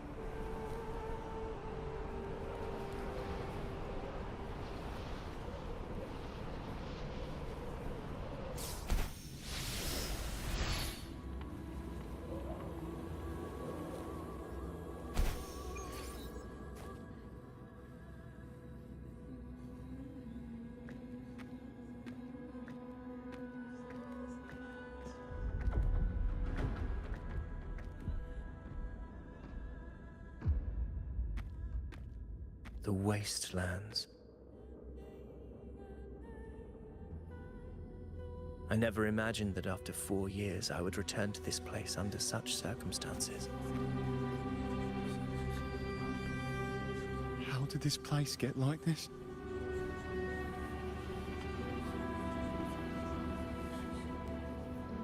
This is where the Dark Tide started 16 years ago. The fact that this empty shell still stands is a miracle in itself. Does this mean if we fail to stop the Dark Tide, Septimont too will... What?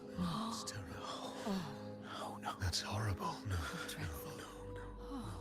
Oh, I can't believe it. What should we do? Warriors, do not let fear stand in our way. The untarnished glory of Septimont stands behind us. The devastation that befell Murmur's town 16 years ago will never be repeated.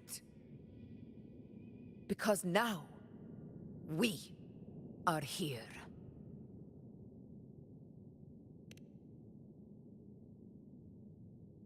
The Sovereign won't make things easy for us. Any rash action before we can confirm its location and status would be unwise. Your command is our duty, Your Excellency. We will deploy anchor stones around Murmurstown, and I'll personally see that the perimeter stays undisturbed.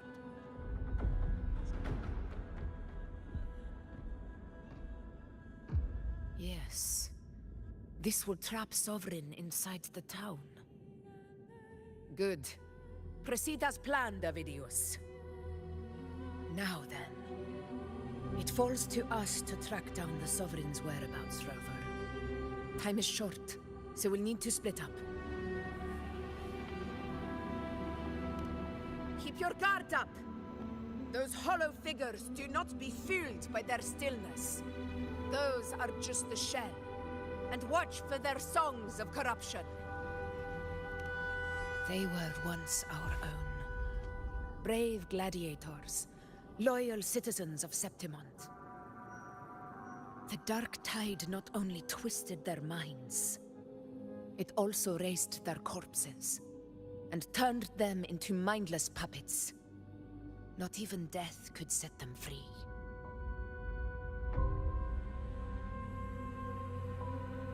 Mark my words. It will pay for this malevolence.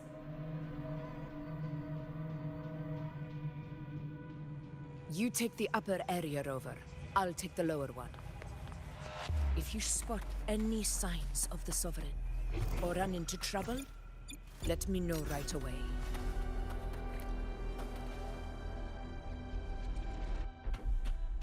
This place is too quiet. No trace of the Sovereign anyway.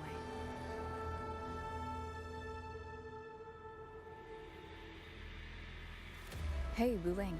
Can you help me track down the Sovereign? You got it. Give me a sec to scan things.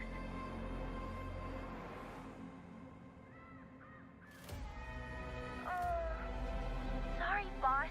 The frequencies around you are all over the place. I can't get a clear reading. This Sovereign's a slippery eel, eating up every little frequency like it's popcorn. Now the Tethys system's got nothing to work with. It's playing hide and seek with us on purpose. What trouble.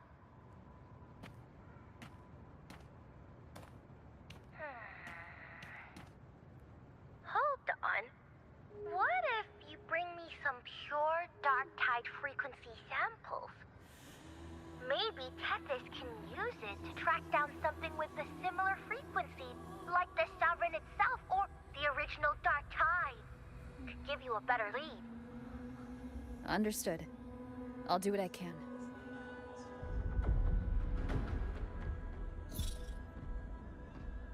Abby? Abby, wake up. The What's going on? Ugh, I'm so sleepy. Ugh, the dark, spooky stuff I ate earlier is still gurgling in my belly. Sorry to hear that. But if my clever, brave, stylish, and sweet Abby could help me out, that'd be amazing. Aw, you're making me blush. Okay. Your best buddy Abby's on the job. Go on. So, that thing we tangled with before has gone into hiding around here. I need your help to sniff it out. Yeah, easy peasy. You know I have a good nose for searching.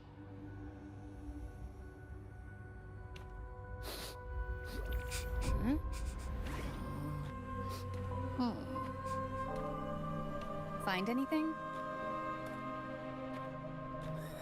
The whole place smells like a dumpster fire. And that monster, I can't tell where it is exactly. The scent's all muddled.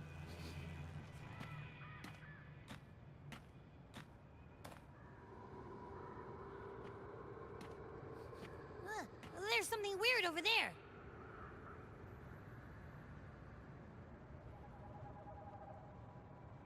Is that a waystone? I've seen those back in Septimont City. They're like signposts for Outlanders. All right, let's check it out.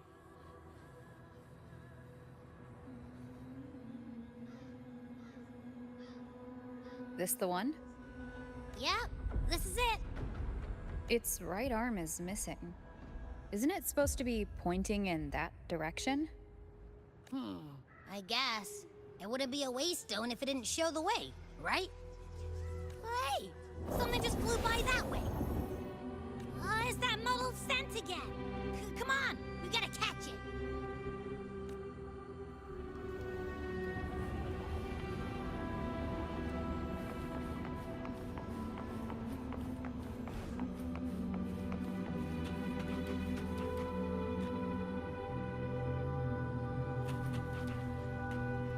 Look, it stopped over there.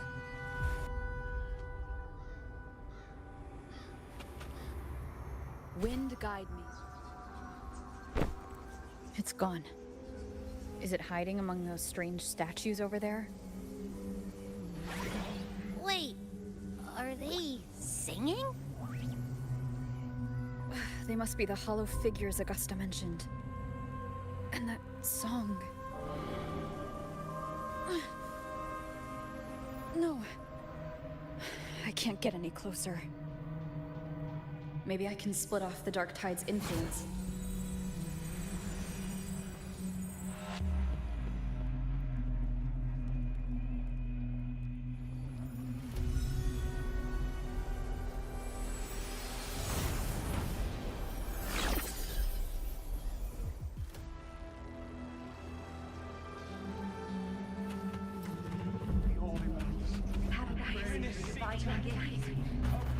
Watch out!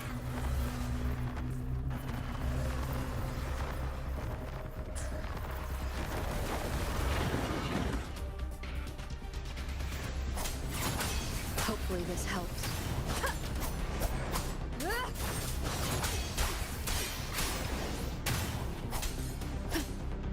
It worked. Nope. That troublemaker's off again.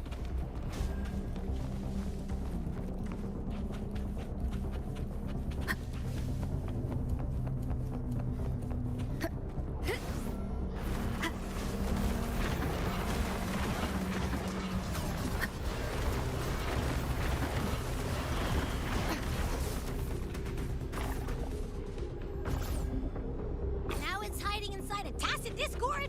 Boo! Don't worry. We'll flush it.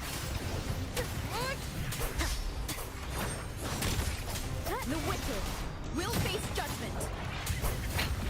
One more time.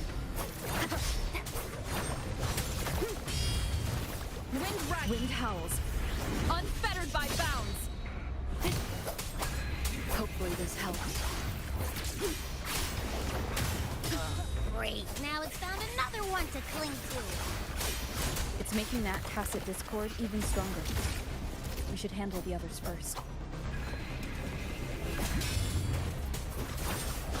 The wicked will face judgment.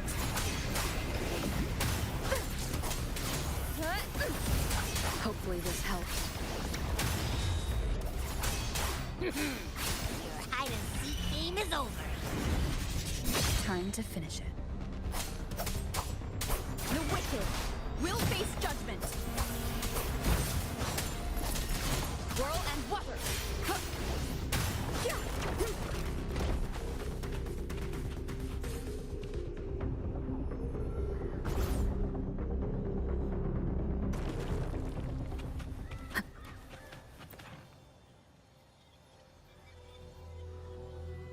A piece of cloth. Looks like something from a gladiator's gear. But why here? This frequency is something else. Is it that same muddled scent you mentioned before? Well, it's got a bit of that smell, but the fabric's frequency is even stronger. It's not giving in. Kinda like a brave gladiator fighting a monster. I see. That waystone with the missing right arm had a sleeve that was torn. Why don't we take it to the statue? Maybe it will unlock the next clue.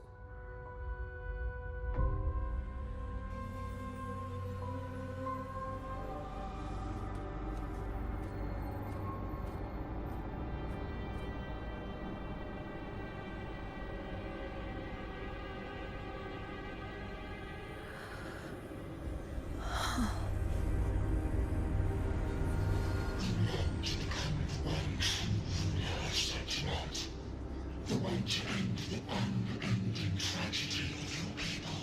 Is that not your true desire? And yet, you've made me a fragile mortal, unworthy of the greatness you seek. How can such a weak soul claim its place among the gods? Deny it not, sweet child. Your heart is bare to us. Take one more step. Grasp it. Feel it. Embrace it. Awaken this power through your forte, and shed the weakness of your pitiful shell.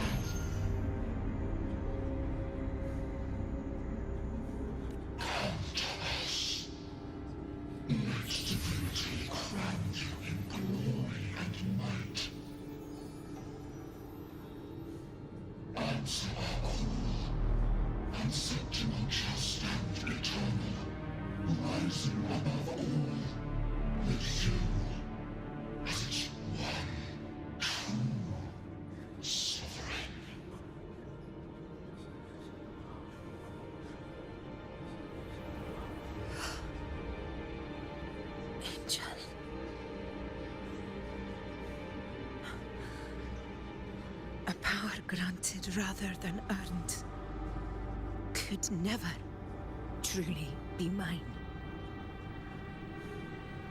If this power strips me of my will, how can I be sure where my sword will strike?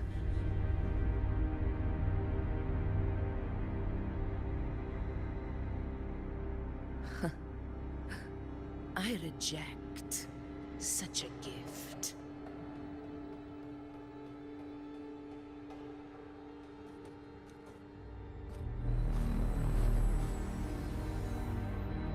Augusta, I've got a lead.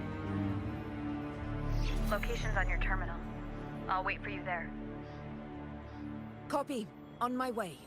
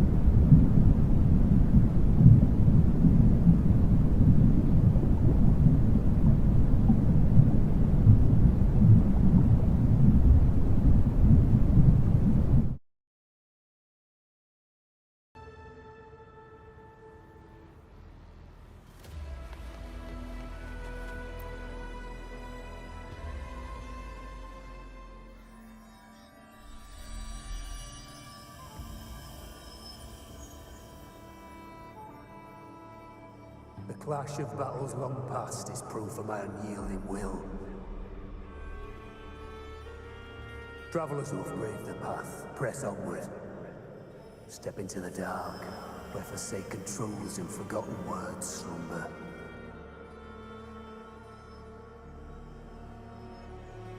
This is a Sonoro! Ah, the muddled smell makes sense now. A gladiator who fought the dark tide in Murmur's Town to his last breath. His frequency still lingers to carry on the fight. Thank you for showing us the way ahead.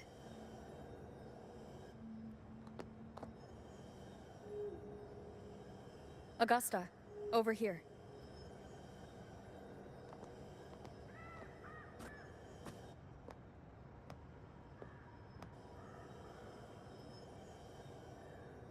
Is this a Sonoro?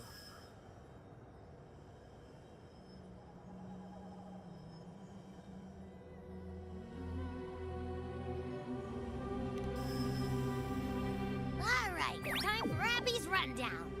So, Rover and I were tracking that shadowy monster fella. And I followed its scent right to, this Sonoro. Well, kinda. It's not the exact same scent, it's just really close. It's also kinda muddled. Right. The frequencies the Black Shores detected in both Murmur's Town and from the Sovereign are unusually complex. To track the Sovereign, we'll need to help by isolating a pure dark tide frequency. I wasn't sure where to start, but Abby's been a big help. Don't mention it. Easy peasy lemon squeezy. I assume this is your echo friend, who saved us in the Asphodel Barrens. You have my gratitude. No biggie.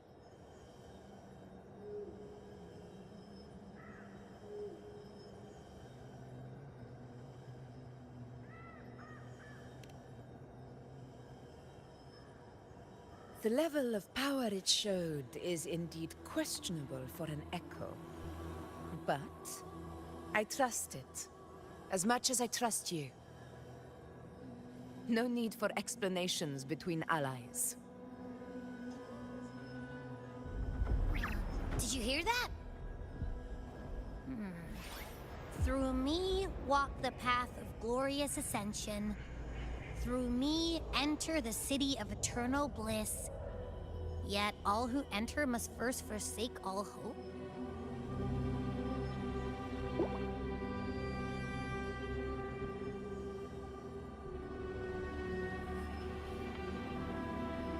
Sounds like a song.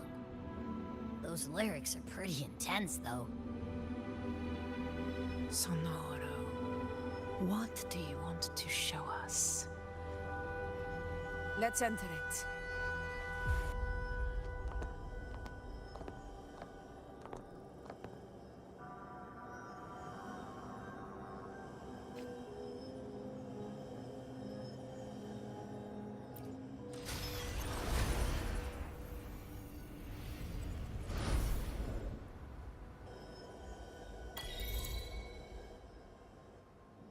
Are we still in Murmur's Town?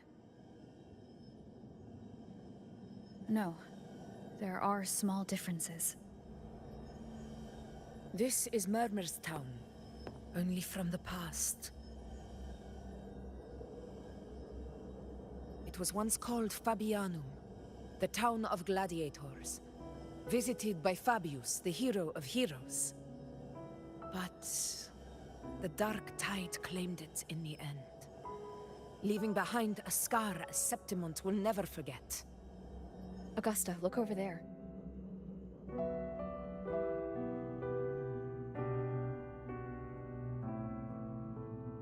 Are those lingering frequencies from the past?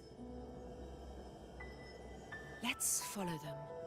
It might lead us to more answers.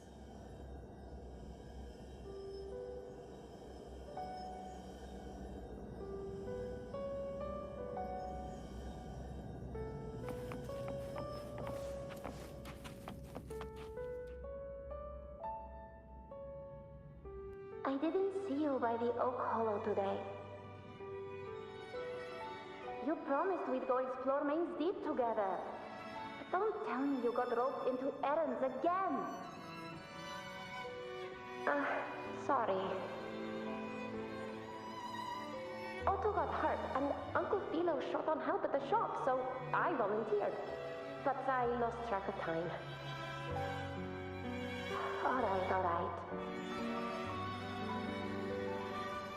But isn't it odd how people always come asking you for help? We're children, after all. I don't know. Me neither. I guess it is high tide season. Uncle Philo must be busy at his forge. Even Ma and Pa are busy preparing for the hunt. If only we could find our way to Main's Deep. Maybe we'd hear the hero of heroes whispers and gain a mighty resonance, just like in Grandma Rosa's stories. If I were strong enough to join the hunt, maybe Ma and Pa wouldn't have to work themselves to the bone. You're strong to me, Angel. Sometimes I wish I could be as strong as you. I don't think I've ever had your gifts.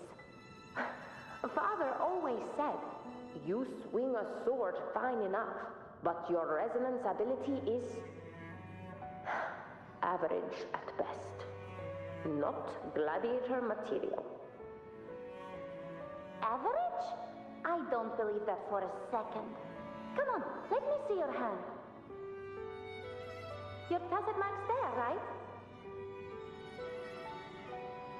Hey, why are you hesitating? Show me.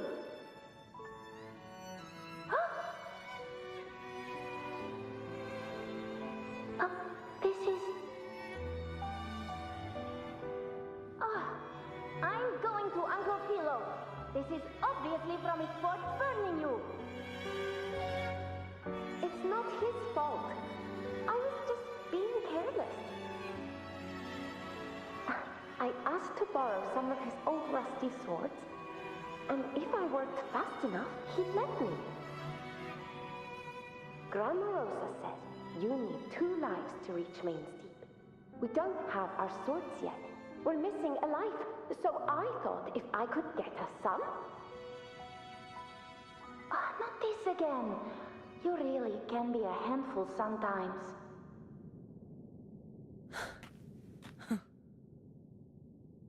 Yes, 16 years ago. Right before the dark tide hit. Huh? There's that floating thing again! I think it's trying to lead the way for us this time. We should follow it.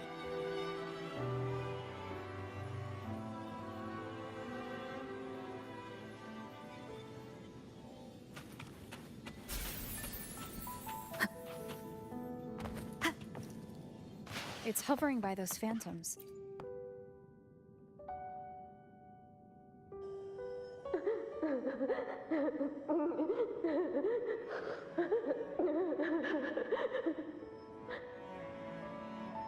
There you are. I was looking everywhere for you. Here, take some of these candies. Grandma Rosa gave them to us.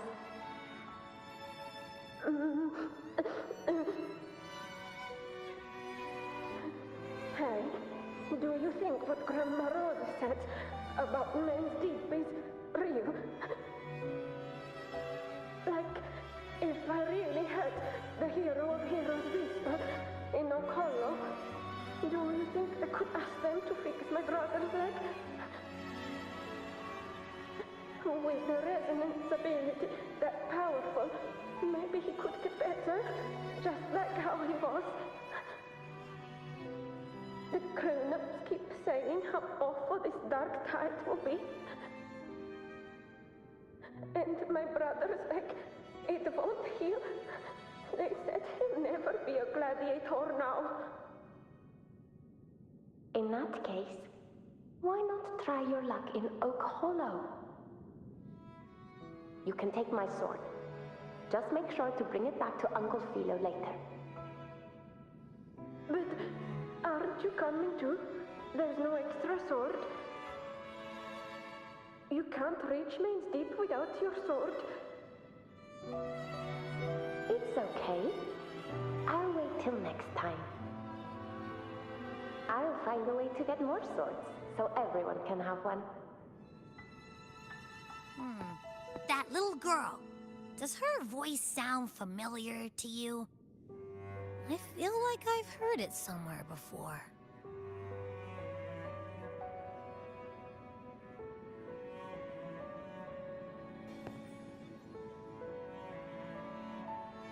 We've got no other leads for now. Let's check it out. More phantoms of the past. Ah, look over there! I see it!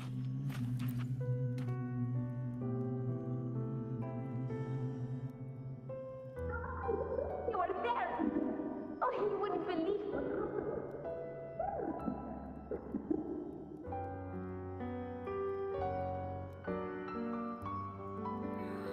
It's cutting out.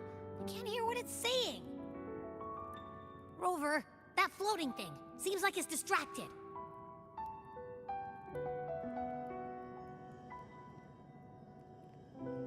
Something's messing with it, but I can't see what. Feels like, I don't know, like there's an invisible wall cutting us off. Another waystone. That can't be just a coincidence. It led us into the Sonoro. Maybe it can lead us out. You're saying we should use it to leave the Sonaro, and that whatever's messing with us might be coming from outside. Could be. It's worth trying.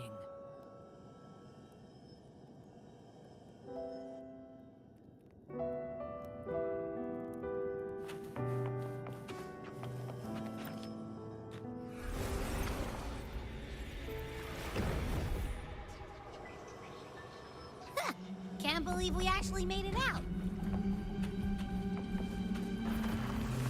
More hollow figures. It really was that. Don't worry. Leave them to me.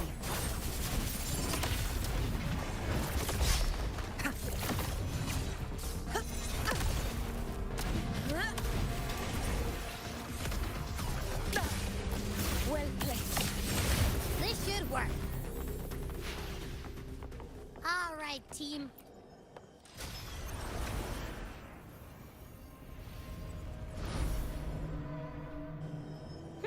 Seems like our little flutter bug has finally calmed. Oh, I wish you were there, Angel.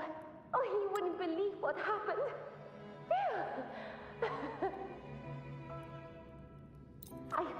I only ran a few laps with Eric, and guess what?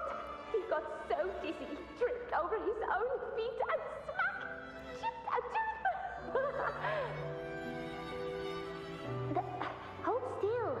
I'm trying to get the salve on. Look at you. Black and blue and still grinning like a goat. All right, out with it. What do you do to that thick-skulled Enric this time, huh? You're hurt pretty bad.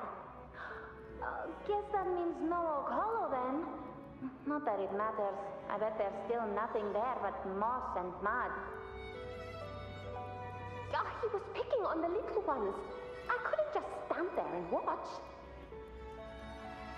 So I told him, learn how to kneel before asking others to. And that's when he snapped. Couldn't beat him, but still threw down. That's just like you.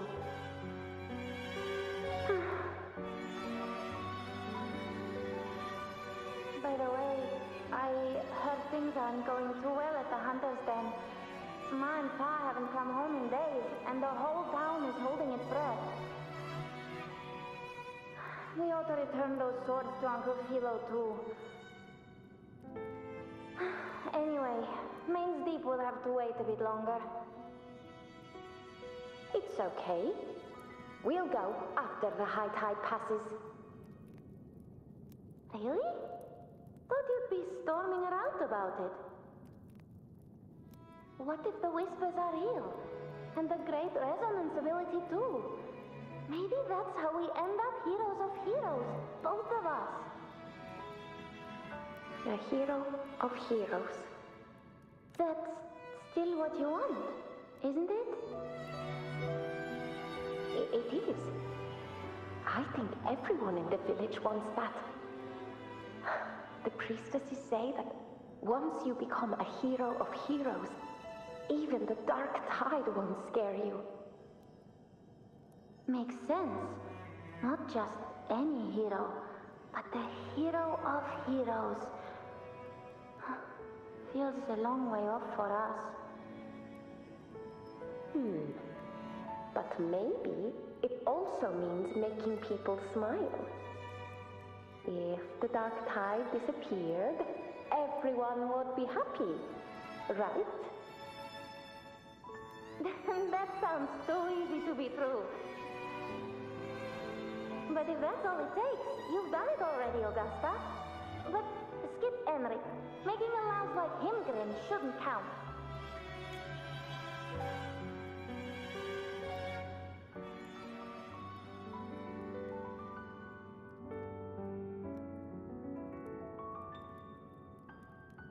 Augusta. That's me. I guess there's no denying it now. I thought I might keep my foolishness as a child from you. So Murmurstown, I mean, Fabianum, is your hometown? Yes. It's been a long time. I never imagined I'd see my past like this.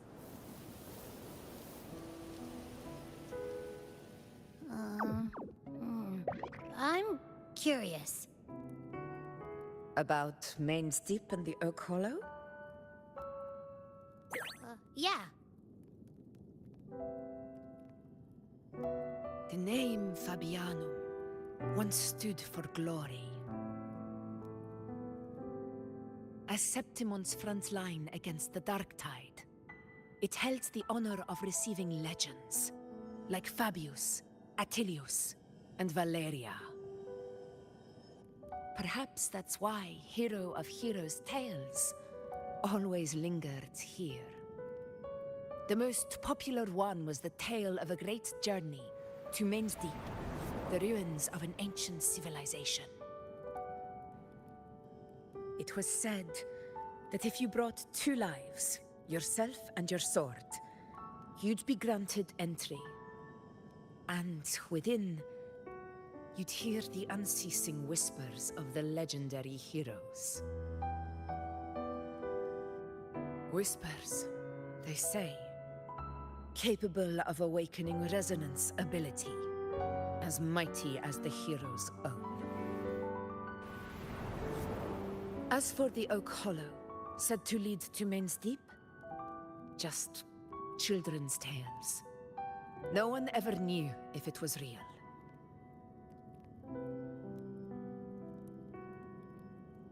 But Fabianum never found its hero of heroes. Ever since then, the name was lost, replaced by Murmurstown. A scar that Septimont refuses to face.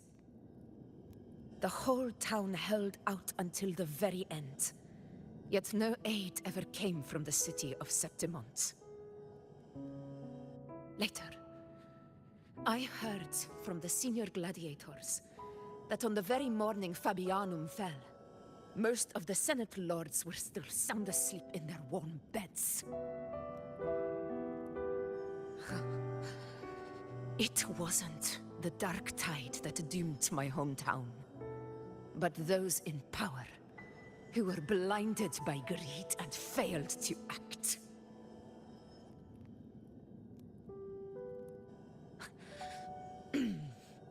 Forgive me. I let my emotions get the better of me.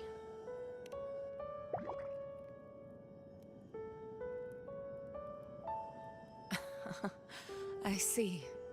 Then perhaps I should spend more time with you, like Yuno once did. Anyway, why did the Sonoro reveal all this to us? Maybe it's helping us find that, pure dark tide frequency? The scent does feel clearer now, less muddled. Or maybe it meant to show us something more.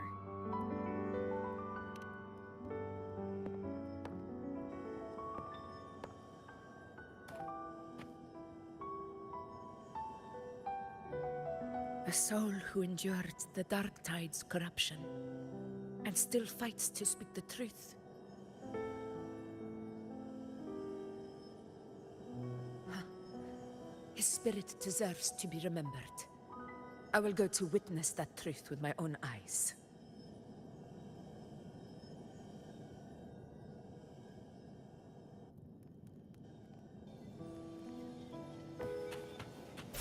Those phantoms up ahead. Looks like they've lost control.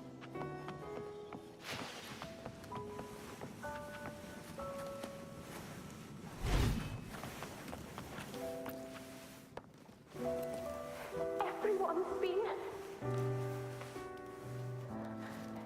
Angel, what do we... Angel? What happened? You're bleeding.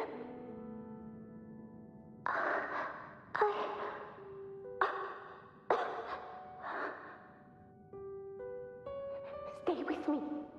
I'll get you out of here. No. There are monsters everywhere. You won't make it. Not with me. Just leave me.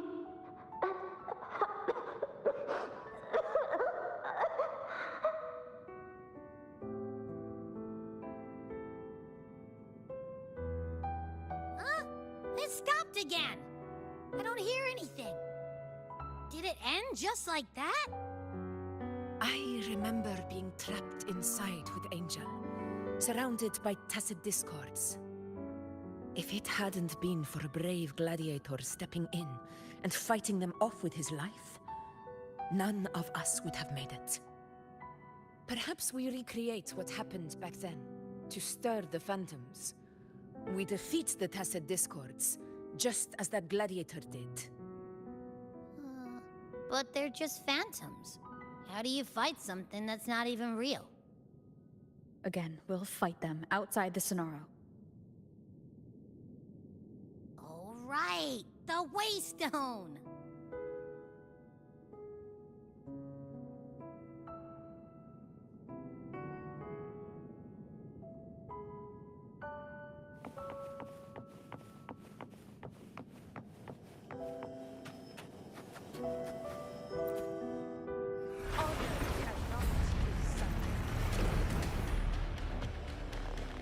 Tacit discords, over there! Time to work.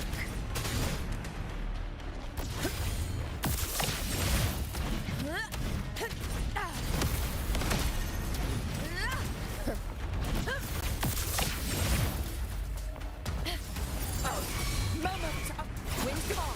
Waves follow. Hopefully this helps. We'll face judgment. Conquest begins now. Let's return to the Sonaro. There's likely something new to see there.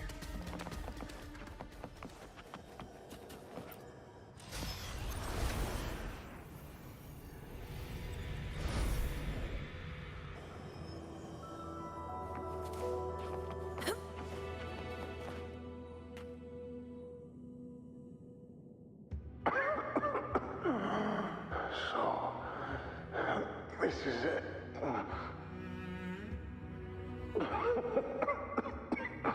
At least, I'm not on my knees.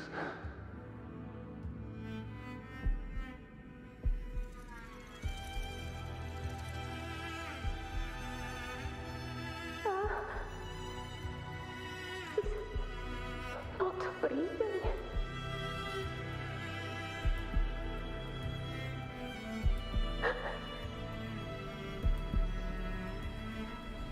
Thank you.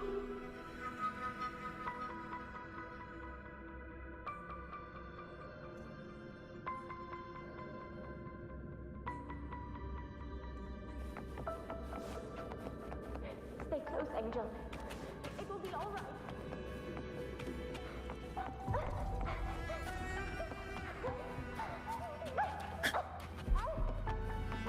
It's over by the alley. Let's go this way. Hang in there. Roars of conquest!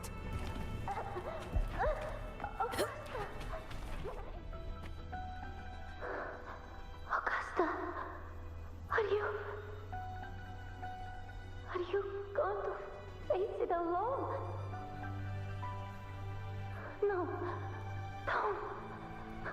Just come with me. I promised I'd get you out of here.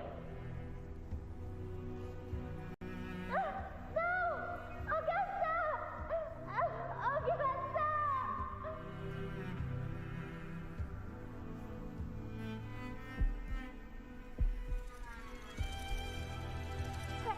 Hey, you! Evil monster! Why don't you fight me? I'm not scared. Come on, I'm wide open.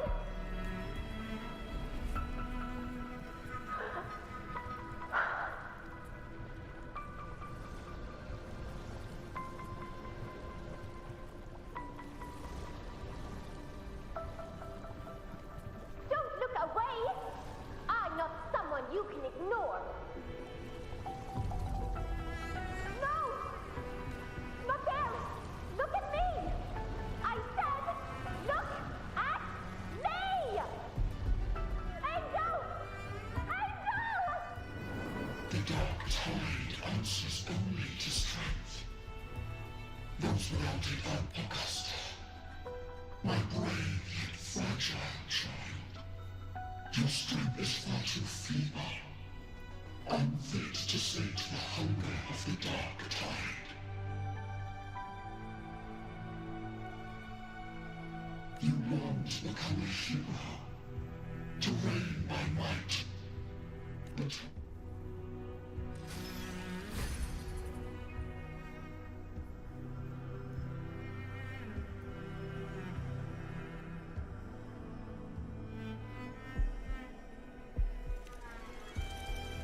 The dark tide paid me no mind. Its target was always Angel. And the whispers, they were real, but not as the legends promised. What I heard were words of cruelty. None of it matters now. Those things belong to the past. I was a reckless child, a hatchling, flailing with a sword I could barely hold.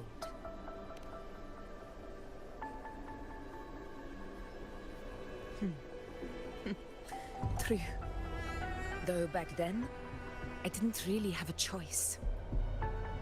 This is Septimont, a place where ideals bow to strength. As a child, I had no desire for power. But in the city of Septimont, if I wished to rise beyond my origin and silence arrogance dressed in fame and fortune, I had no other path. Now, my strength speaks in my stead, and my blade cuts down every slander. All but prejudice. I know well what those parasites in the Senate are plotting. Draped in the Temple's name, they manipulate public opinion to secure themselves a place on Capitolini Hill. But their absurd schemes betray only fear. Too afraid to face me, they skulk in the shadows, hoping empty prophecies might bring me to my knees.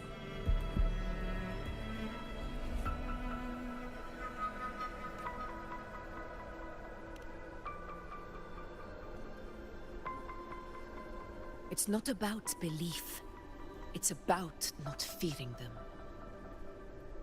The dark tide still haunts Septimont. People live in terror of losing their homeland again, and so they cling to the hope of a hero of heroes. As Septimont's effort, I must stay strong and answer their call. Our ruler has no right to falter. If my resonance ability raises doubts about my right to rule, then let the true hero of heroes step forth and challenge me. And if none appear, I will decide whether this title is worthy of the weight of a ruler's glory.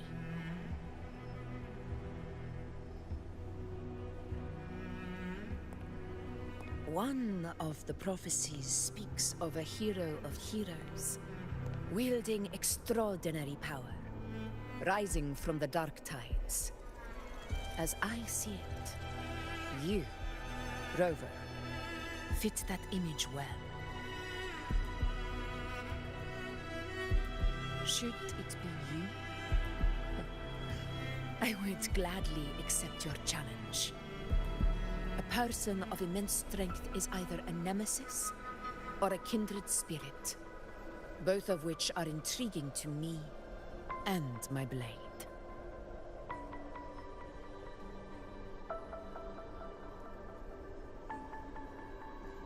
Me? Honestly, the thought never crossed my mind. From what I've seen, being a true ruler isn't about having immense strength, whether that's a powerful resonance ability or sheer might.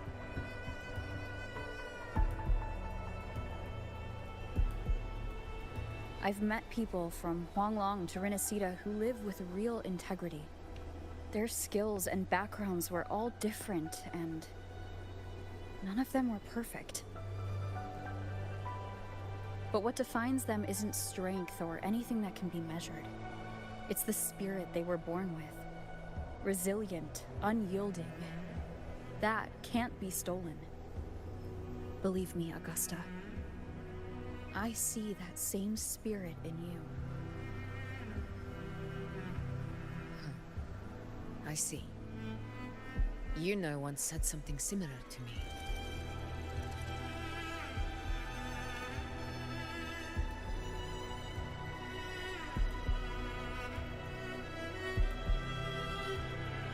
What happened within the Oak Hollow remains a mystery. All I know is, when I found her, her resonance ability had grown immensely. So powerful that even the Dark Tide could not withstand it. But she failed to control it. I could do nothing but watch as she transformed into something no longer human. After that, I never saw her again. A Dark Tide occurrence 16 years ago. Its frequency must have been more stable than it is now. Maybe this is the truth the gladiator spirit is trying to share.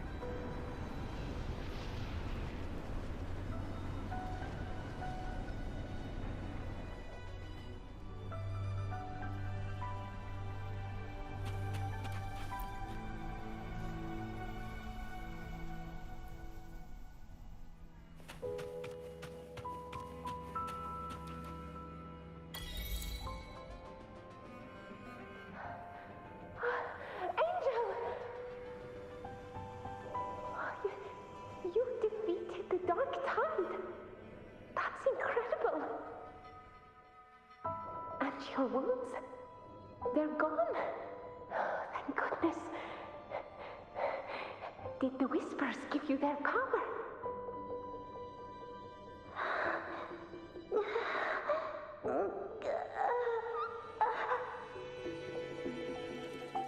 Angel, are you...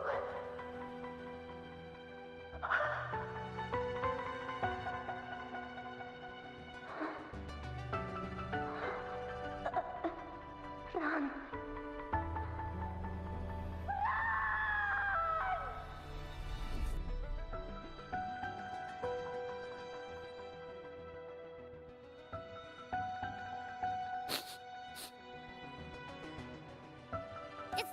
Rover?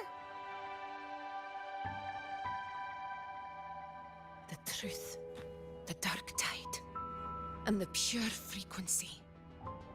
Are you certain that's what we're looking for? How could Angel be carrying the dark tide's frequency?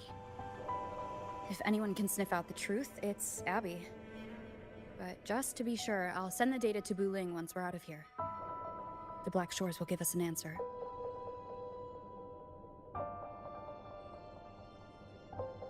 All right.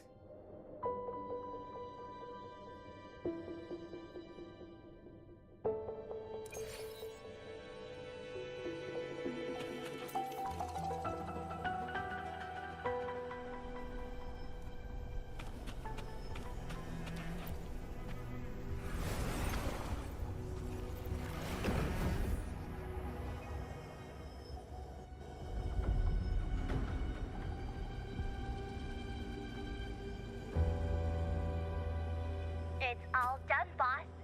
Tethys ran the data through a couple filters, and we've zeroed in on one spot in the hunting grounds. Pretty sure that's where the Sovereign's been hiding. I'm sending you the coordinates now. So, the frequency we collected really was from the dark tide. Yeah, looks that way. But this one's weird. It feels still, like undisturbed water. Quiet like it's asleep. Basically, nothing is disturbing it. If I had to describe it, I'd say it's like a reverberation left behind when the dark tide slams headfirst into someone's forte. On its own, it's not as dangerous as the dark tide. But if it got mixed with another forte and stirred up, well, who knows what kind of explosion of power that could cause. Angel. And the dark tide. Understood. Let's go, Rover. Time to meet our prey. I'll tell the others to meet at that location.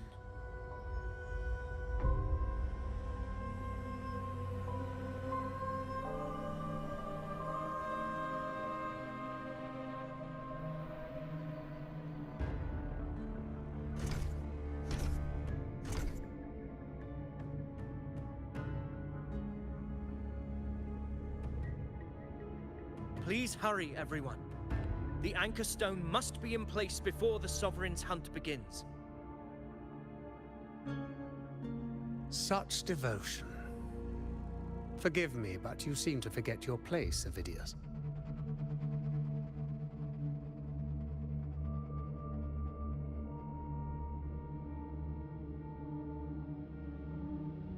Is that so?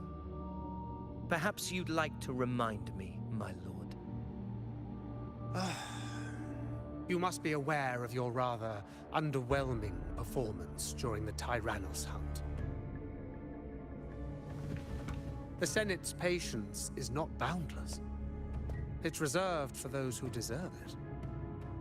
Unless you can present a triumph to match your exploits in Main's Deep, we'll have no choice but to reconsider your candidacy as Septimon's next ruler.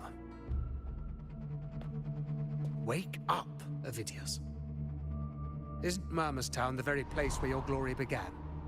That, Avidius, is your true arena. Yet here you are, entangled in Augusta's petty concerns, when you could be seizing something far greater. How very amusing, Lord Falco. You seek a ruler strong enough to lead, yet pliable enough to be led. You'd have better luck finding a needle in the sea. Were I in your position, I'd keep my mouth shut. If Septimont falls, so will your ambitions.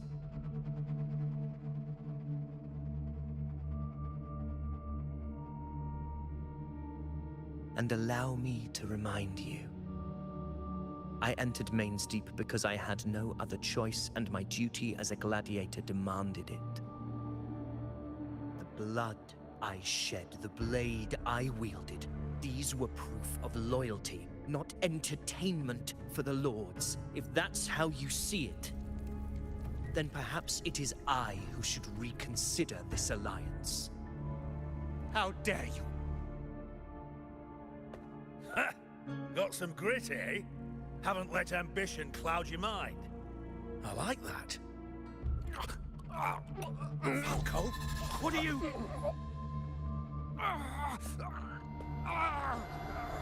Watch out!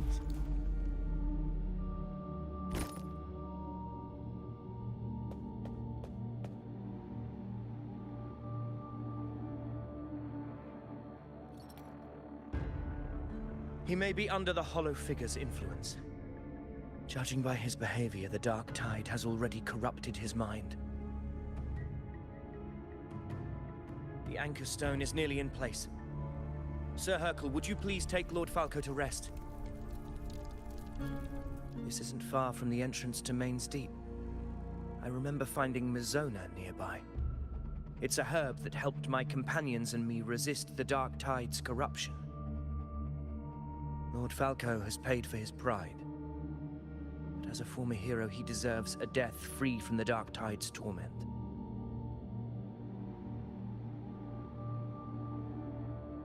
I will do what I can to help.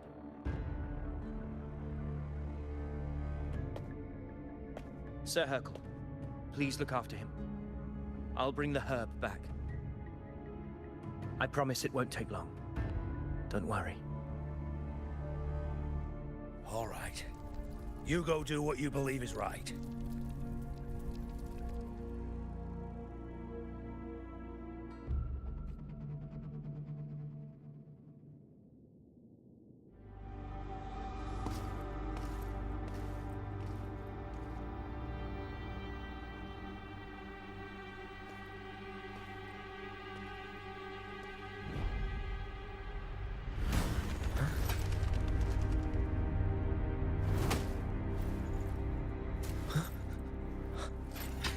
How could it be?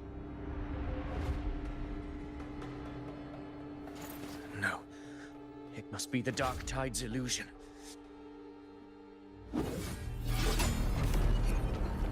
This wall. No. It can't be. My fellow gladiators, our prey has finally revealed itself. Move to the marked coordinates. It's time to hunt.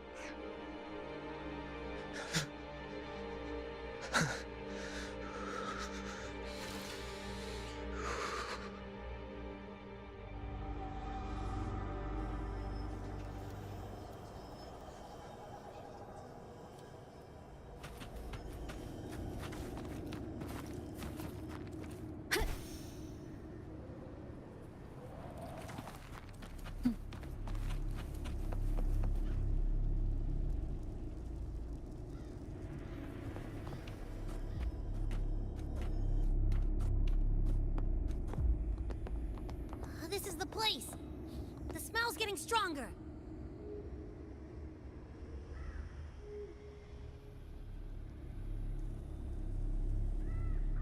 No traces of the Sovereign.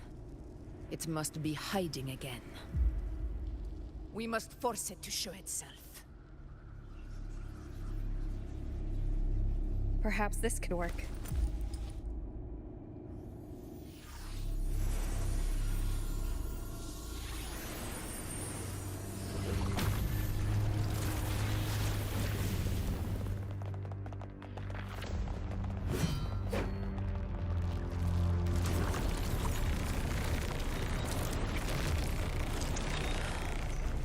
Over there.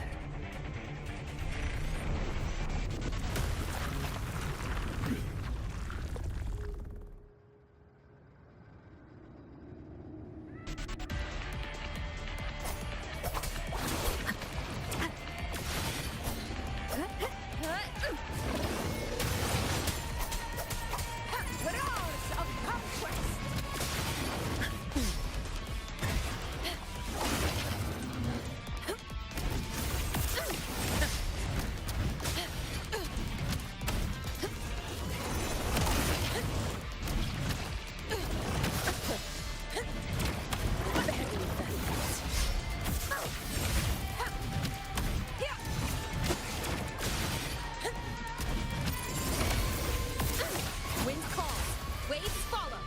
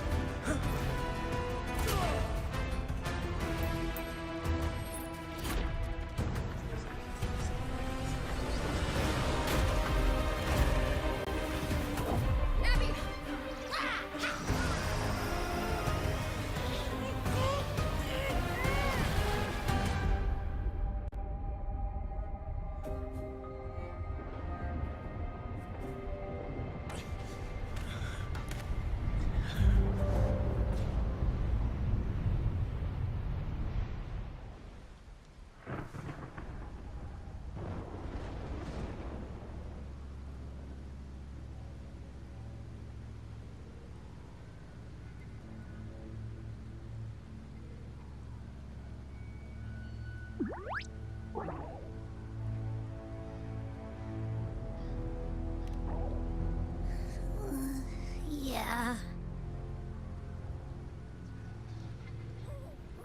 But my belly is full.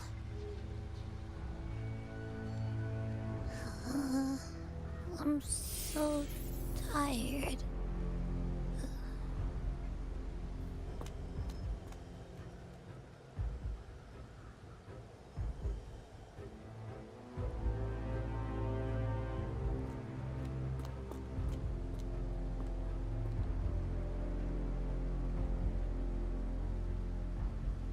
Faithless one.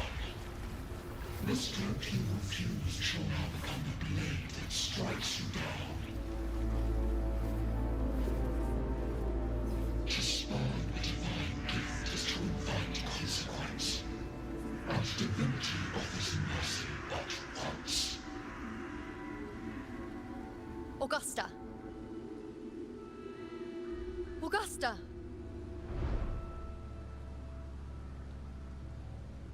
You know,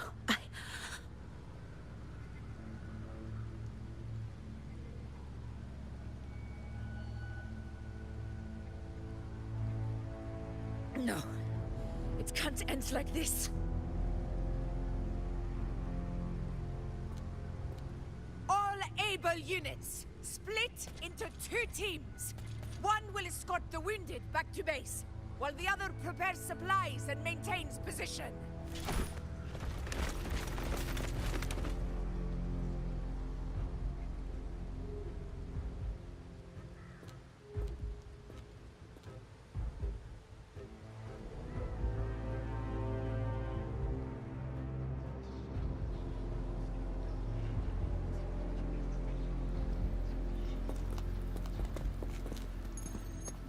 Boss, what's going on? I got a bad feeling just now and Tessus won't stop pumping out alerts.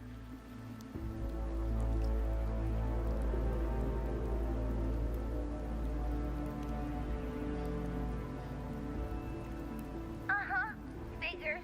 That area you're in has buried many warriors. For the Sovereign, it's like having a free buffet. And sure enough, you blink, and it's already swallowed up all the surrounding frequencies. Now it's a real nightmare. That said, the situation's bad, no doubt, but we're not out of moves yet. The dark tide isn't spreading at full speed. If we act fast and find the Sovereign's weak spot, we might just pull a miracle for Renacita. Let's see. Fire under earth, light be blocked. That's it! Tessus is showing messy internal frequencies and unstable structures. Looks like after stuffing itself with all those frequencies, the Sovereign's completely scrambled inside. If we can stir up the mess in its gut, even with something small, we might just throw him off balance. And then maybe we can wrest the Earth Rent wedge back and readjust it.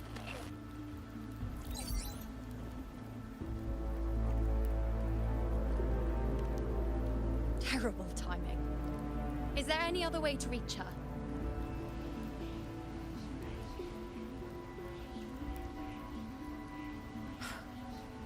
It's the Dark Tide. The entire frequency range is under its control.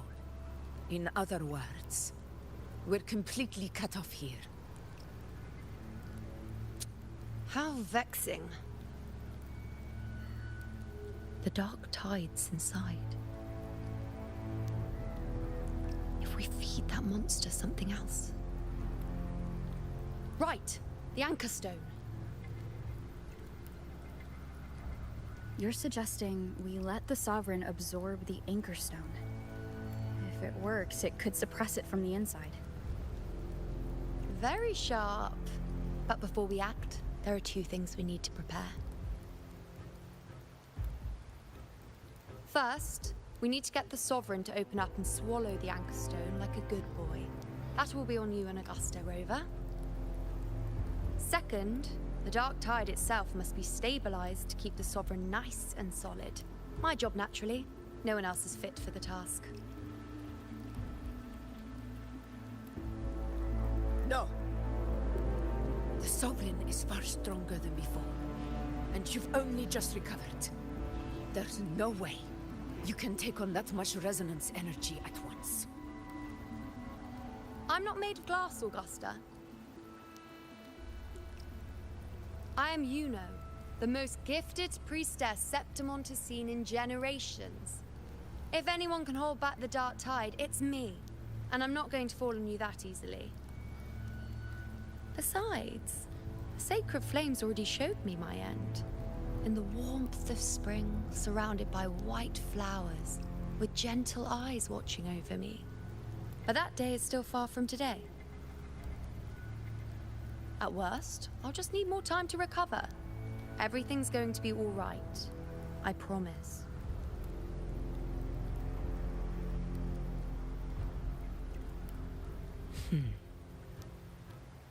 Then it's settled. I'll let you prepare. Just give me a signal when you're near the Earthrender. I won't be able to hold the Sovereign's form for long, so make the most of that window.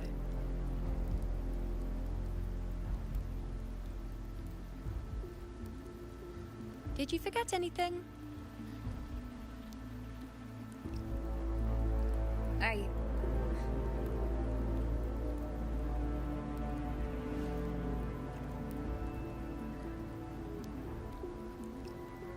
Useful, isn't it? Keep it close. No matter where you go, a part of me goes with you. Got it?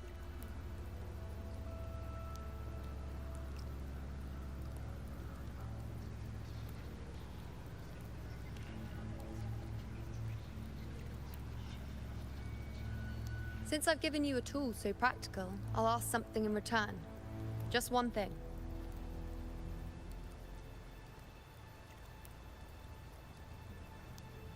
Promise me you'll stay by Augusta's side and face whatever destiny sets upon you, together.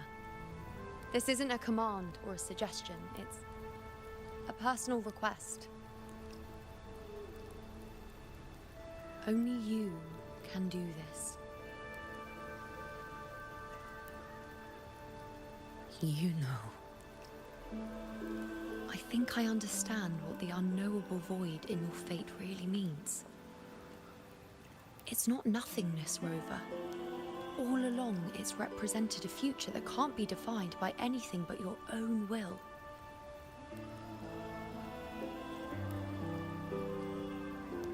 As long as that void exists, you control your story. Your existence is the meaning itself. So please, support Augusta with everything you have. I've seen how much she trusts you.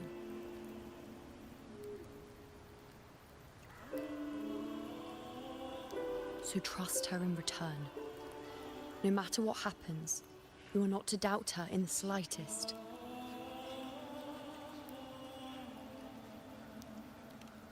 That's the spirit. All right, you two. Stop standing around and get moving.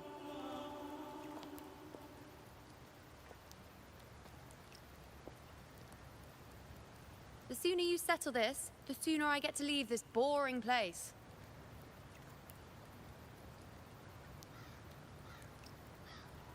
You know, one last question.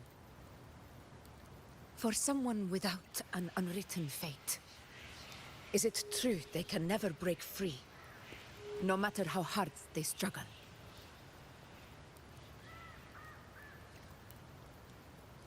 I don't know.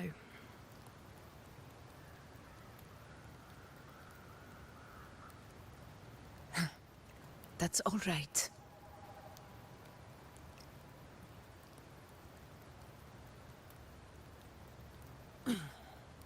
Let's go, Rover.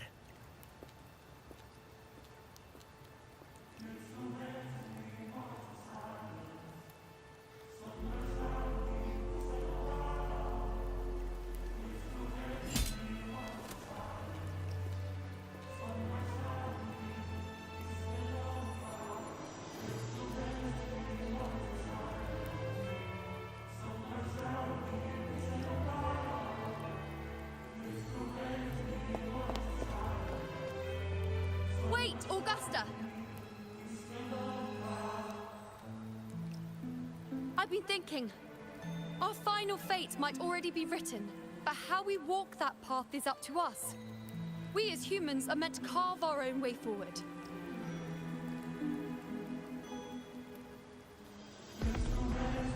If we can't rewrite fate, then we chase it, outpace it. Then when we catch up, we'll smack it right in the face.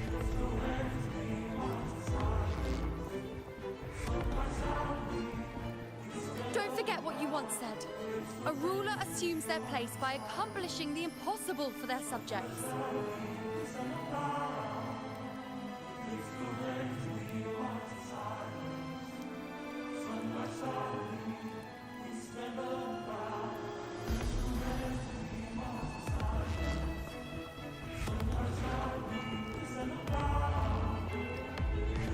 Let's head to the borders of Myrna's town, Rover. The Anchor Stone, Avidius, and the others set there could come in handy.